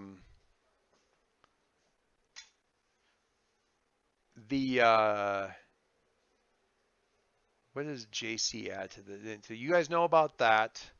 You know that Jason isn't really, since the big bad event that seemed to have precipitated a lot of this stuff, hasn't been super Jason-like. And what JC will add to this is that the known Grail Knights, as well as several other like sort of extant organizations that aren't exactly superhero organizations, but powerful enough to like cause difficulties with all this kind of stuff that could really do some harm here, have been, she's most aware of the Grail Knights, have been sort of methodically eliminated over the course of the last 10 years or so.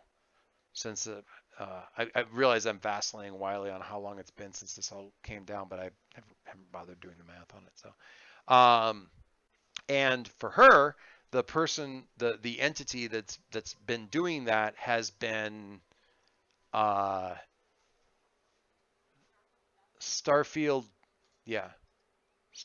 Bastards. That and she's really basically, as far as she can tell, only really escaped that fate by virtue of having been so new that she wasn't even really part of the roster for any of it. So that's, and can't really figure out even, I mean, the problem's a little big to swing and hit it with a sword. So she's just been trying to survive and figure out, I mean, she's got some sort of nominal idea in the back of her head of like sticking her sword through the skull of the person who's like sort of the face, for her point of view, of everything that's been going on. Yeah, probably.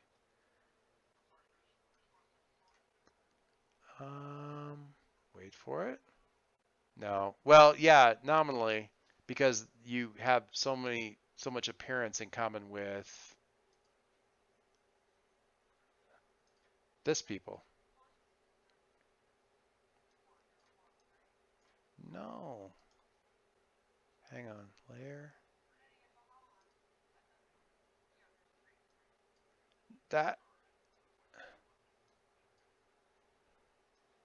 That's the one that she's talking about. She doesn't know anything about this other color-coded ones.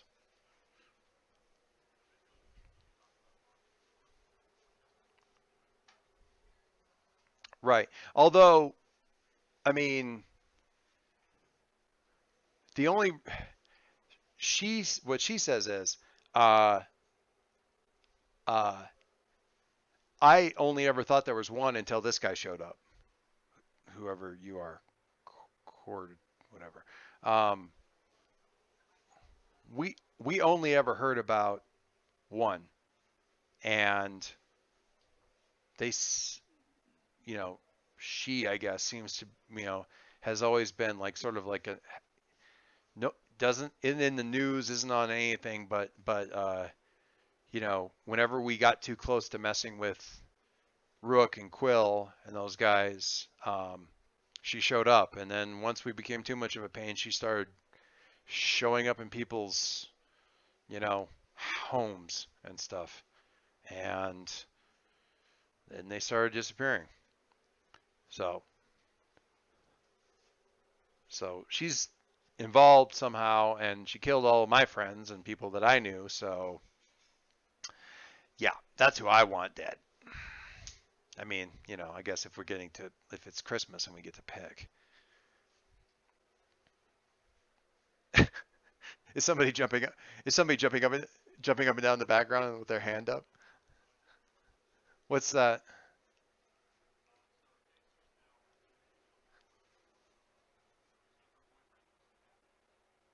Oh, dude. No. Yes, but no. No. Well, Sable, Sa- Sable Star was not a factor in the cat eating Armiger. That was just the dragon in St. George. I just didn't have a dragon. All I had was a cat, and also the dragon won. So, I mean, that was a moment of truth you guys used to beat the cat. It's not like the cat was super easy. So, nobody had any moments of truth right then. Well, no, one person had a moment of truth right then. It was Jason, and he used it on Link. So, hooray. Anyway, so the Sable Star picture just did go up for you guys, right? Up on the thing? Okay, cool. All right, so what do we know? Wound. JC's got a sword. Grail Knights get knocked off by Sable Star. She's apparently also kind of working with Rook and Quill for reasons unknown. But behind the scenes.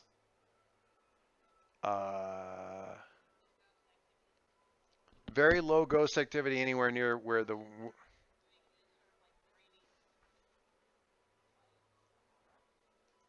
ghost, which seems really counterintuitive thing to say.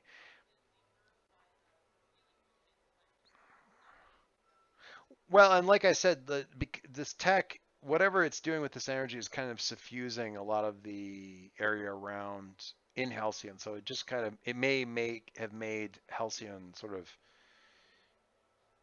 unhealthy for spirits, which,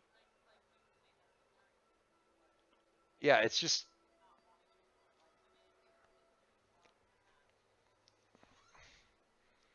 it's,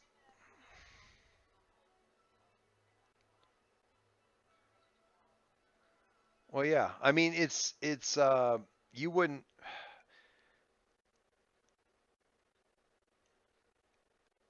Charlotte wouldn't have this association, but if you take somebody who gets radiation treatment, the body's still weak afterwards, even if it does.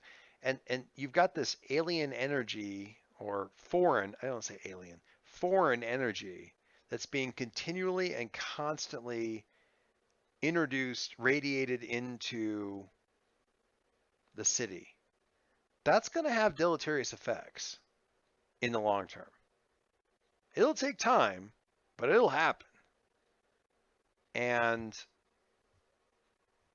yeah, I mean, you've never really done a lot of, like, I don't know, spectrum scanning or anything like that of a space like that, but of the living side of things, of that kind of thing, at least not until just recently. So who knows what that would look like, but it definitely, whatever they're doing, short-term benefit for them, but long-term probably not awesome benefit for, not awesome results for everybody else.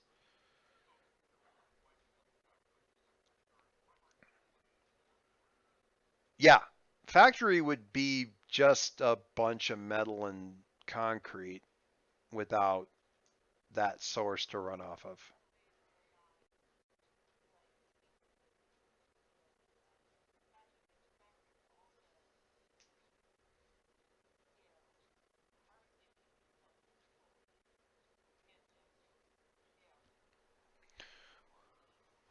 Well, if you,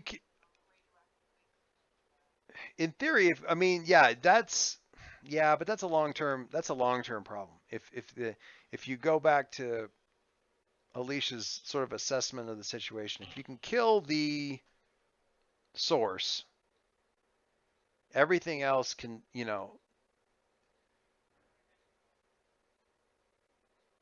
you kill the source, Shit Creek dries up, one way or the other.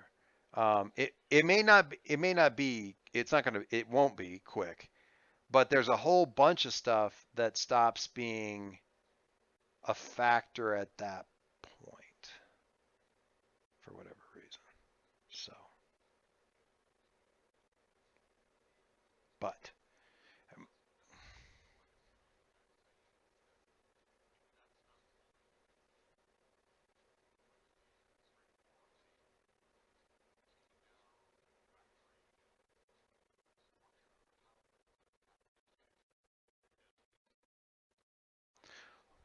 yeah, assuming that's the only one that they have. But I mean, I gotta to put this thing in context. It's like the frickin' like it's like a football dome. Like it's like a whole. No, it's like a football stadium with the roof on. I mean, it's big.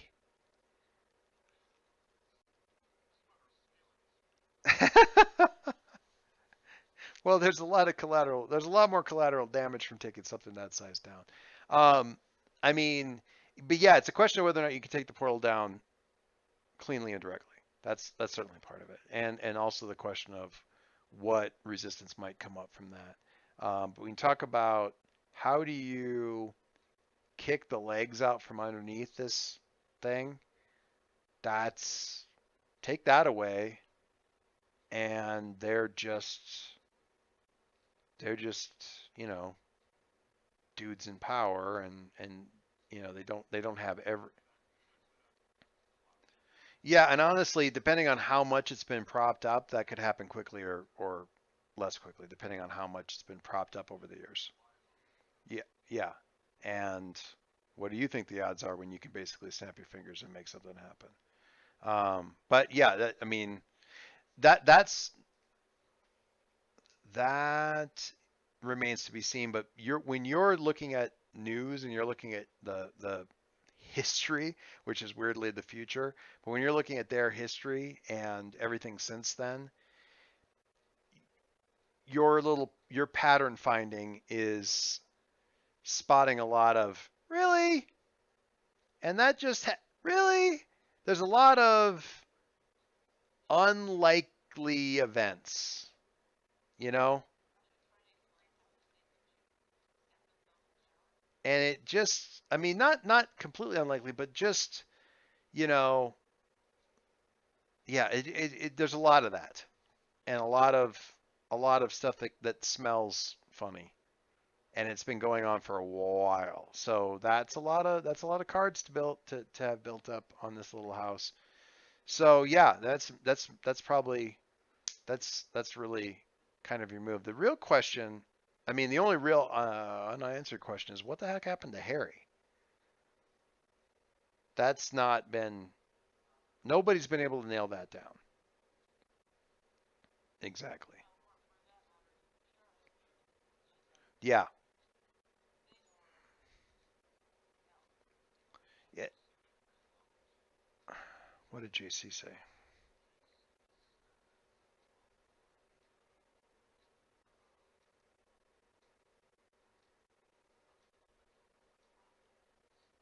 She was referring to she was talking about Sable Star. Yeah, she was talking about Sable Star. Um, yeah, it's very there's not I mean I know it's what the deal is with Charlotte, but that's the whole that's a whole different thing. And part of the reason why the ghosts aren't doing so well over here is because Charlotte's not really in this over here.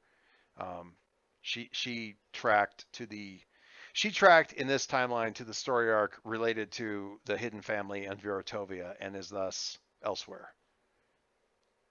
So, but Harry was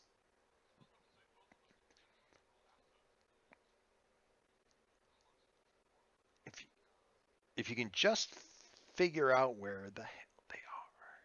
Harry, if you were trying to find you, how would you do it? And don't say leave out it. Don't. I was gonna say don't. I leave out a trail of Lays down the center of Main Street. Not how would you lure out Harry? How would you find or anybody from your legacy? You got a good trick for that?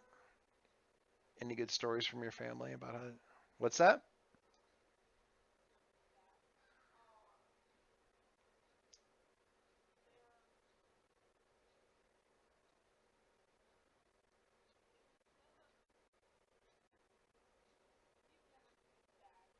Okay.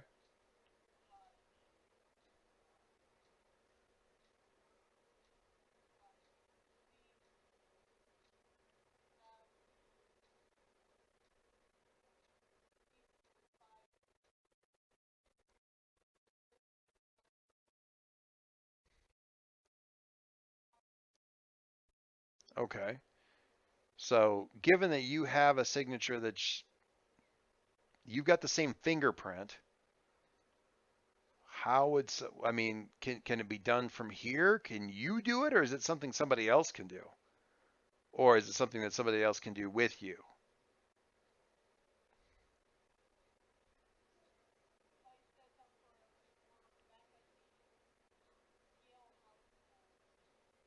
Okay. So you think you could maybe find something like that here? Assuming you could find the Gale household.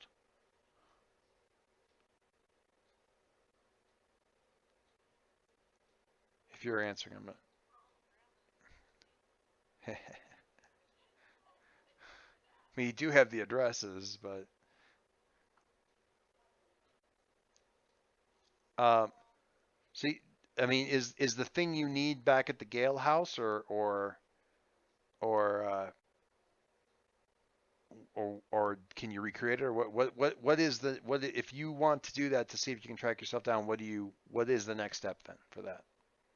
Or assuming you want to do that.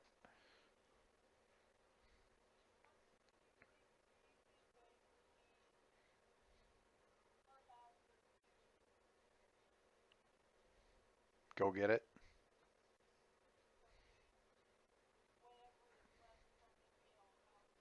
Okay. Does your family have like some kind of like superhero high thing where there's like the secret sanctum underneath the house kind of thing?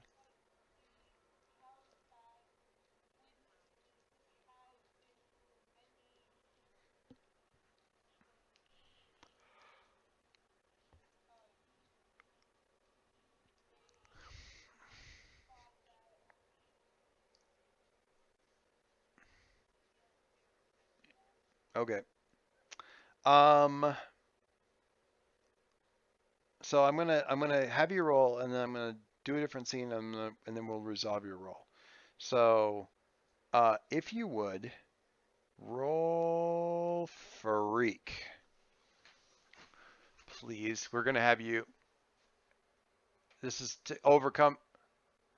I'm sure because I want you to overcome. This is overcome a the barrier kind of thing. I know your freak is not. Oh dear. Okay. Perfect. Perfect. Thank you. Mark potential. Okay. So Harry's like, hey, I know how I can track track myself down. It's so weird. I will literally be right back. And he goes, whoosh. Do you have, what is the condition that you can get rid of by acting like impulsively? I'm just wondering if Harry has it and he can like at least get some benefit from this craziness. Do you have insecure? You have guilty. You have guilty. That's not.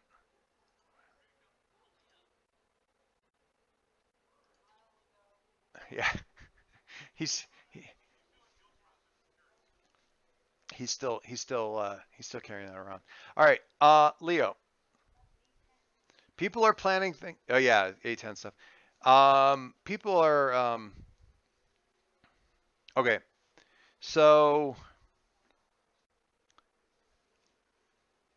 people are making plans, comparing notes, running odds, arguing for the use of irresponsible amounts of C4 in a large structure as opposed to some sort of metaphysical claptrap, that sort of thing. Leo, this is a good time for you to kind of get Otto to kind of get Bot over into a side room to talk, and we will have that scene, and then we'll jump back to Harry's thing, and that'll be our dun dun dun for the evening. Okay, so he comes reluctantly, but Otto's kind of like, dude, you just it's, you know, it's like, don't, we got past this like an hour ago, man. Just get in here. It's tear the band-aid off or whatever, I guess. Just come on, man. And he kind of like gets him in there. He's not looking anywhere but at you.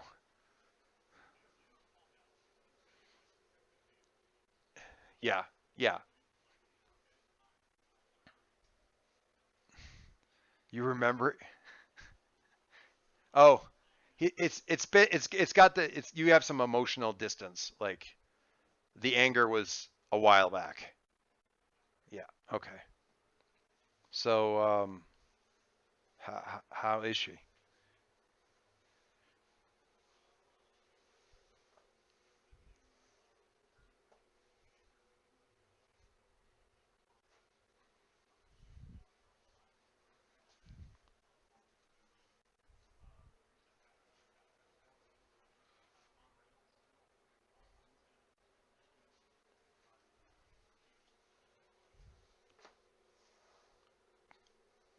Uh, that's good. I mean, I think we'd never really seen any kind of response. So, I mean, how much is she gonna is she gonna get all the way better? I mean, is she? I, I mean, okay, I'm ready for that.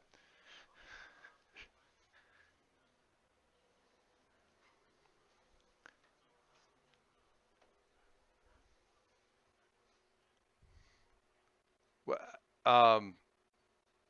you you you're gonna sorry, you're gonna take her away?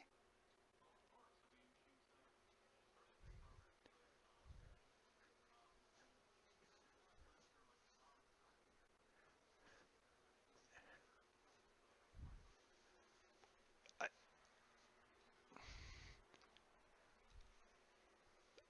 So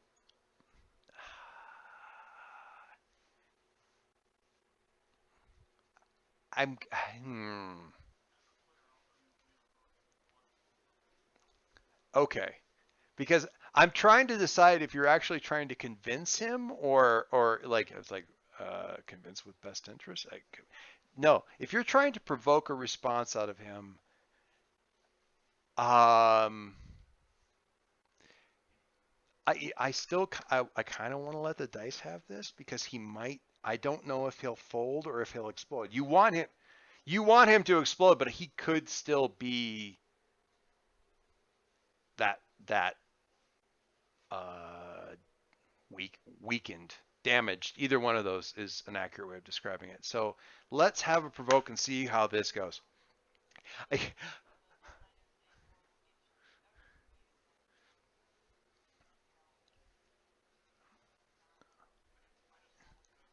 Yeah, yeah. It's yes, yes. You have influence over bot.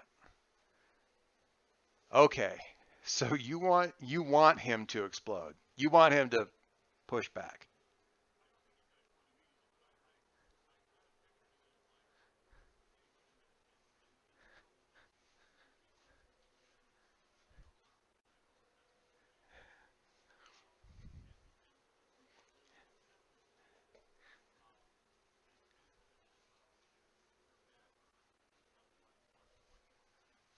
Him away from that, but we're gonna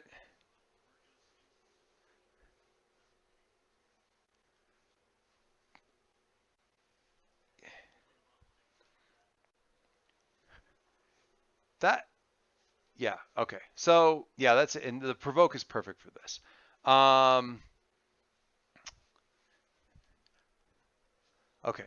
Um but I mean yeah, you're sure you come in with, you know, being still a genius and everything, and yeah, you can get in here and fix stuff, but I mean, I didn't even know where to start. You've showed me where to start, and this is all. I mean, this is I mean, I put the VR together. I mean, I'm not great or anything, but I mean, I put that together. I've kept her stable at least for years, and you're just gonna bring her back to frickin' tulips and wind farms or whatever it is you guys get to be around, and he's just not making any damn sense. But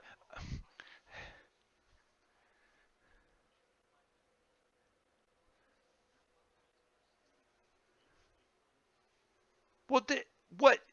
So if you're not, you said you can do more there. What tech are you gonna bring in? You're not bringing any. I mean, if what tech can you do that's gonna make it any better?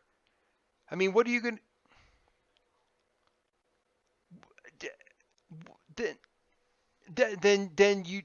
Then I could.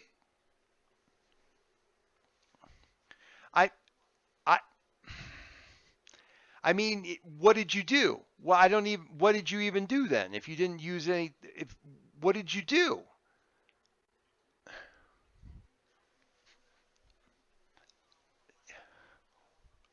What I mean, and he's actually going to like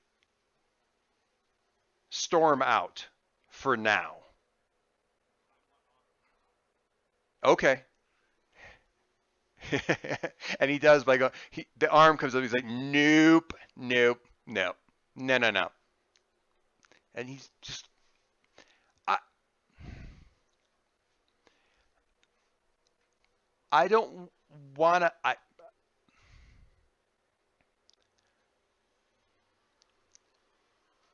I don't know. I mean, you probably.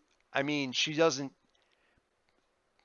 If she knows that you're not me, then you could probably make her feel better, and because you're not the person who did all of this to her.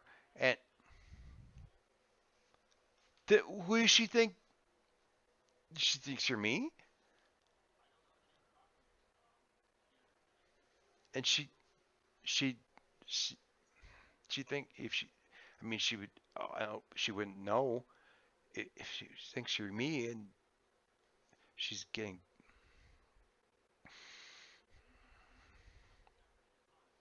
No, I. If you're not, if I can.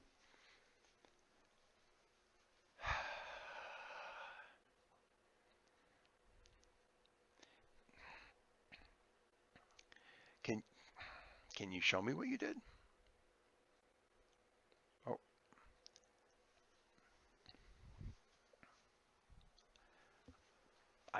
I don't know if she'd let me. I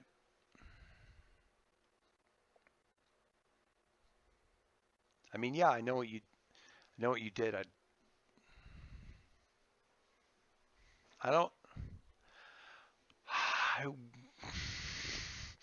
you know how it makes me feel. I want to. I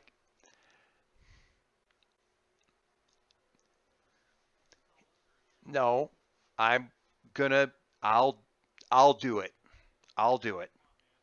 I I fine. And he's this time he's storming out, but he's storming out in a slightly different direction.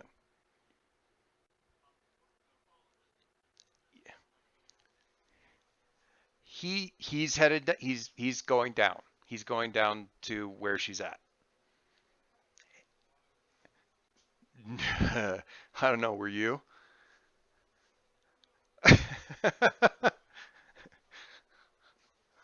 All right. Talk to. What'd you just say? Talk to which? Okay. All right. You guys have rolled nothing with the exception of Harry. Mea culpa, Harry. Mea maxima culpa. With the exception of Harry, you guys have rolled nothing but full successes the entire night. And all the karma landed on Harry. All the dice karma landed on Harry. Okay. So, talk to the others. Harry went zooming. Gale Estate is the Gale Memorial Halcyon Heroes League No, the Gale, Halcyon Heroes League Memorial Tribute Museum. I guess museum. I don't like that word. I don't like that. I wish there was a different. I want a different word for that or something like that. But it's some sort of like the entire estate's been turned into kind of like a memorial. Different displays and stuff. You get in the house and kind of look around. It's nighttime, so it's not open or anything like that, and you can wall phase, and you're moving really fast. And in any case, you know right where you need to go to get to like what is it? Like a sea. I mean, I'm sure your dad has a bat pole, but in all seriousness, how do you guys really normally get down to like the sanctuary?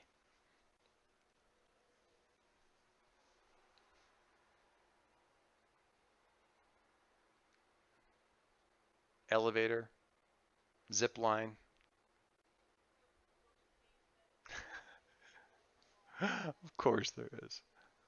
Of course there is. All right, so you kind of phase through that, and I mean, the elevator isn't where it's supposed to be, but I mean, you super speed, so you can go down the little like access ladder or whatever. But it doesn't take. You look around. There's a shot of Harry like in the top house area, looking around, going what, and then going forward and going down the pausing at the top of the elevator shaft and zooming down the elevator shaft and zooming out into the the street cave. No. The eggplantium. And there's a big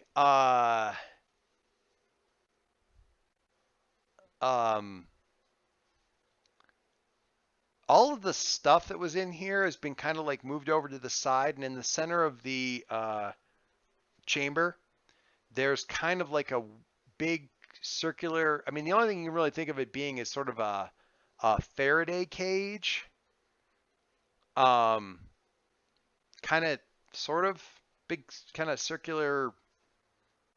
I'll find a good picture for it, and actually, I'm sure there's probably something from the first or second episode, or first or second season of Flash, where they're like trying to capture the Reverse Flash inside of like the ball trap or something like that. But there's something like that. It's about 20. Picture something like that, and there's like a permanently vibrating person inside the thing. Inside the deal. Okay. And as soon as you're in this space, alarms go off, gun implantments that you're absolutely sure weren't there before pop out, and 3 of these, there's like a blur kind of effect, speedster effect, and 3 things that look a lot like Vector, like they step out of like little alcoves that cycle open in the walls, and then they blur, like they look around, they scan the room once and then blur towards you. Damn it, Jason. And we will stop there. Damn it, Jason. Damn it, Jason, and my potential that I just got. Make sure you mark that. That's perfect. That's perfect. Raise a stat. I suggest Freak. No, kidding. Too soon?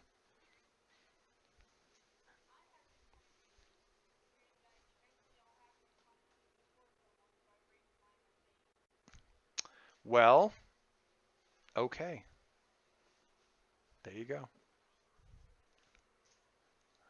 Yeah, unfortunately, they're all NPCs and don't, strictly speaking, benefit from that. But man, yeah, this place is a hot mess. All right. And we will pause it. Nice use of provoke. We don't get enough provokes in this game. provokes in this game. All right.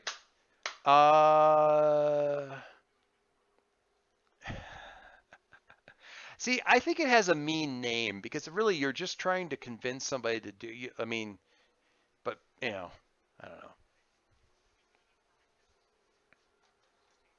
Yeah.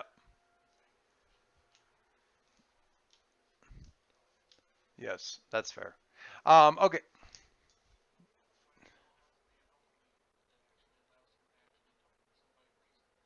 Which, to be fair, speaking as an adult who tries to speak reasonably and convince people with their best interest, is not actually received especially well by teenagers.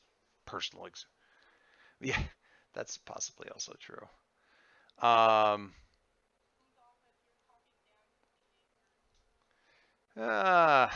not to, but yeah, you're probably right. That is a, as you know, Jim. My daughter finally posted some pictures from her trip. I'm pleased about this.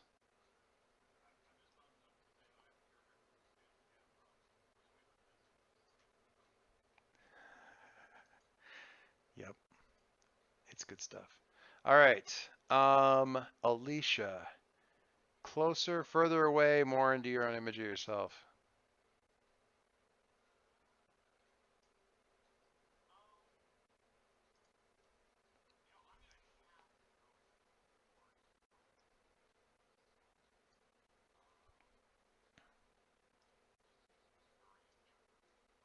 Yeah.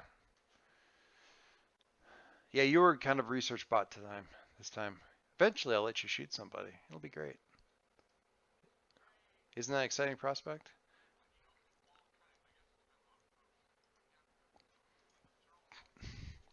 I'll pick your poison, Okay. So, I mean, the only upside, Harry, to your situation is if they were sitting in alcoves, like in standby mode, odds are these are probably bots, and it's not going to be as bad as fighting Vector. Yeah,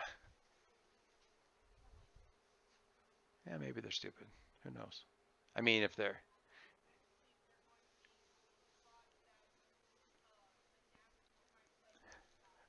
No, you can still be awesome if you roll badly. It's just unexpected things continue to complicate your life. Just, Anyway, I'm thinking of Nemesis and Sovereign. Actually,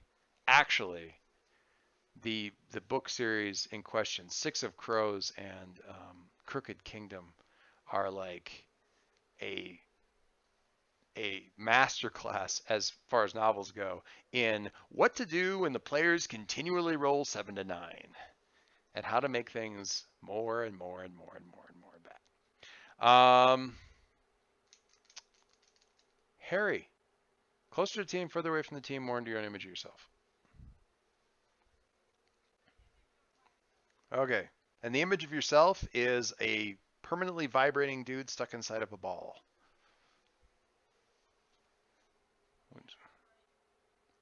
Okay. Margie. Sorry, Charlotte. Closer to the team.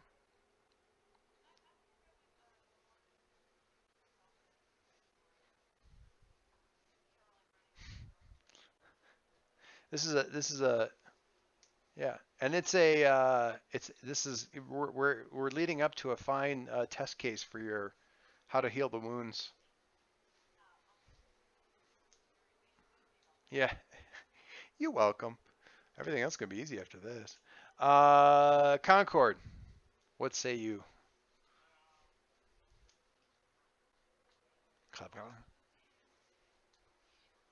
Okie dokie. Sounds good. So Charlotte, since you probably already have influence, first of all, take potential or clear condition or something like that. Charlotte, if you already have influence, which I think you already do, shift away. And Leo, what do you got?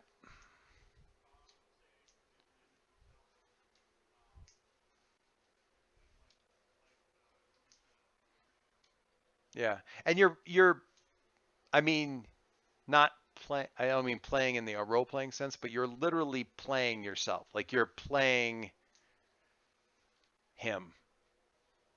pushing all of your buttons. And so even when it's externally focused, you're really focusing it yourself and knowing how to mess with all that stuff. So, all right. So morning your image yourself, and there you have it. When we next meet, all right. I think next week is, well, it'll be soon. We don't have as much of a gap at least. Because we should be right on back on for a normal thing. I don't think I have anything weird on this coming Monday. So hopefully we'll be back to something approaching normal and stuff.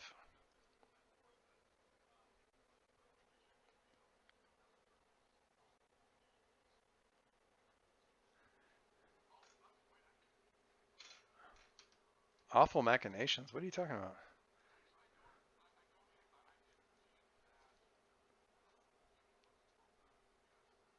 Oh.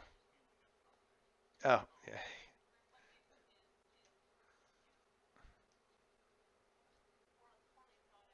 Oh, the what the hell hero thing?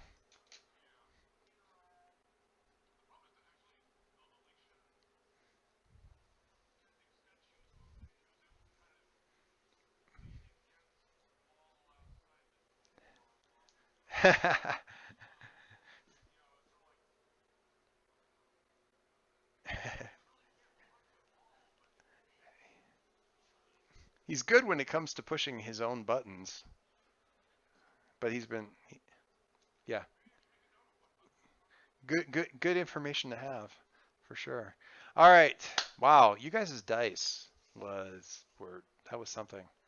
All right, thank you guys very much. This did not intend for the future jaunt to be a little 4-issue side comic, but apparently that's what it is. So thanks very much for all that nonsense. And we will not be saying bad time. We'll be back to the normal thing next time. Cool. Thank you guys.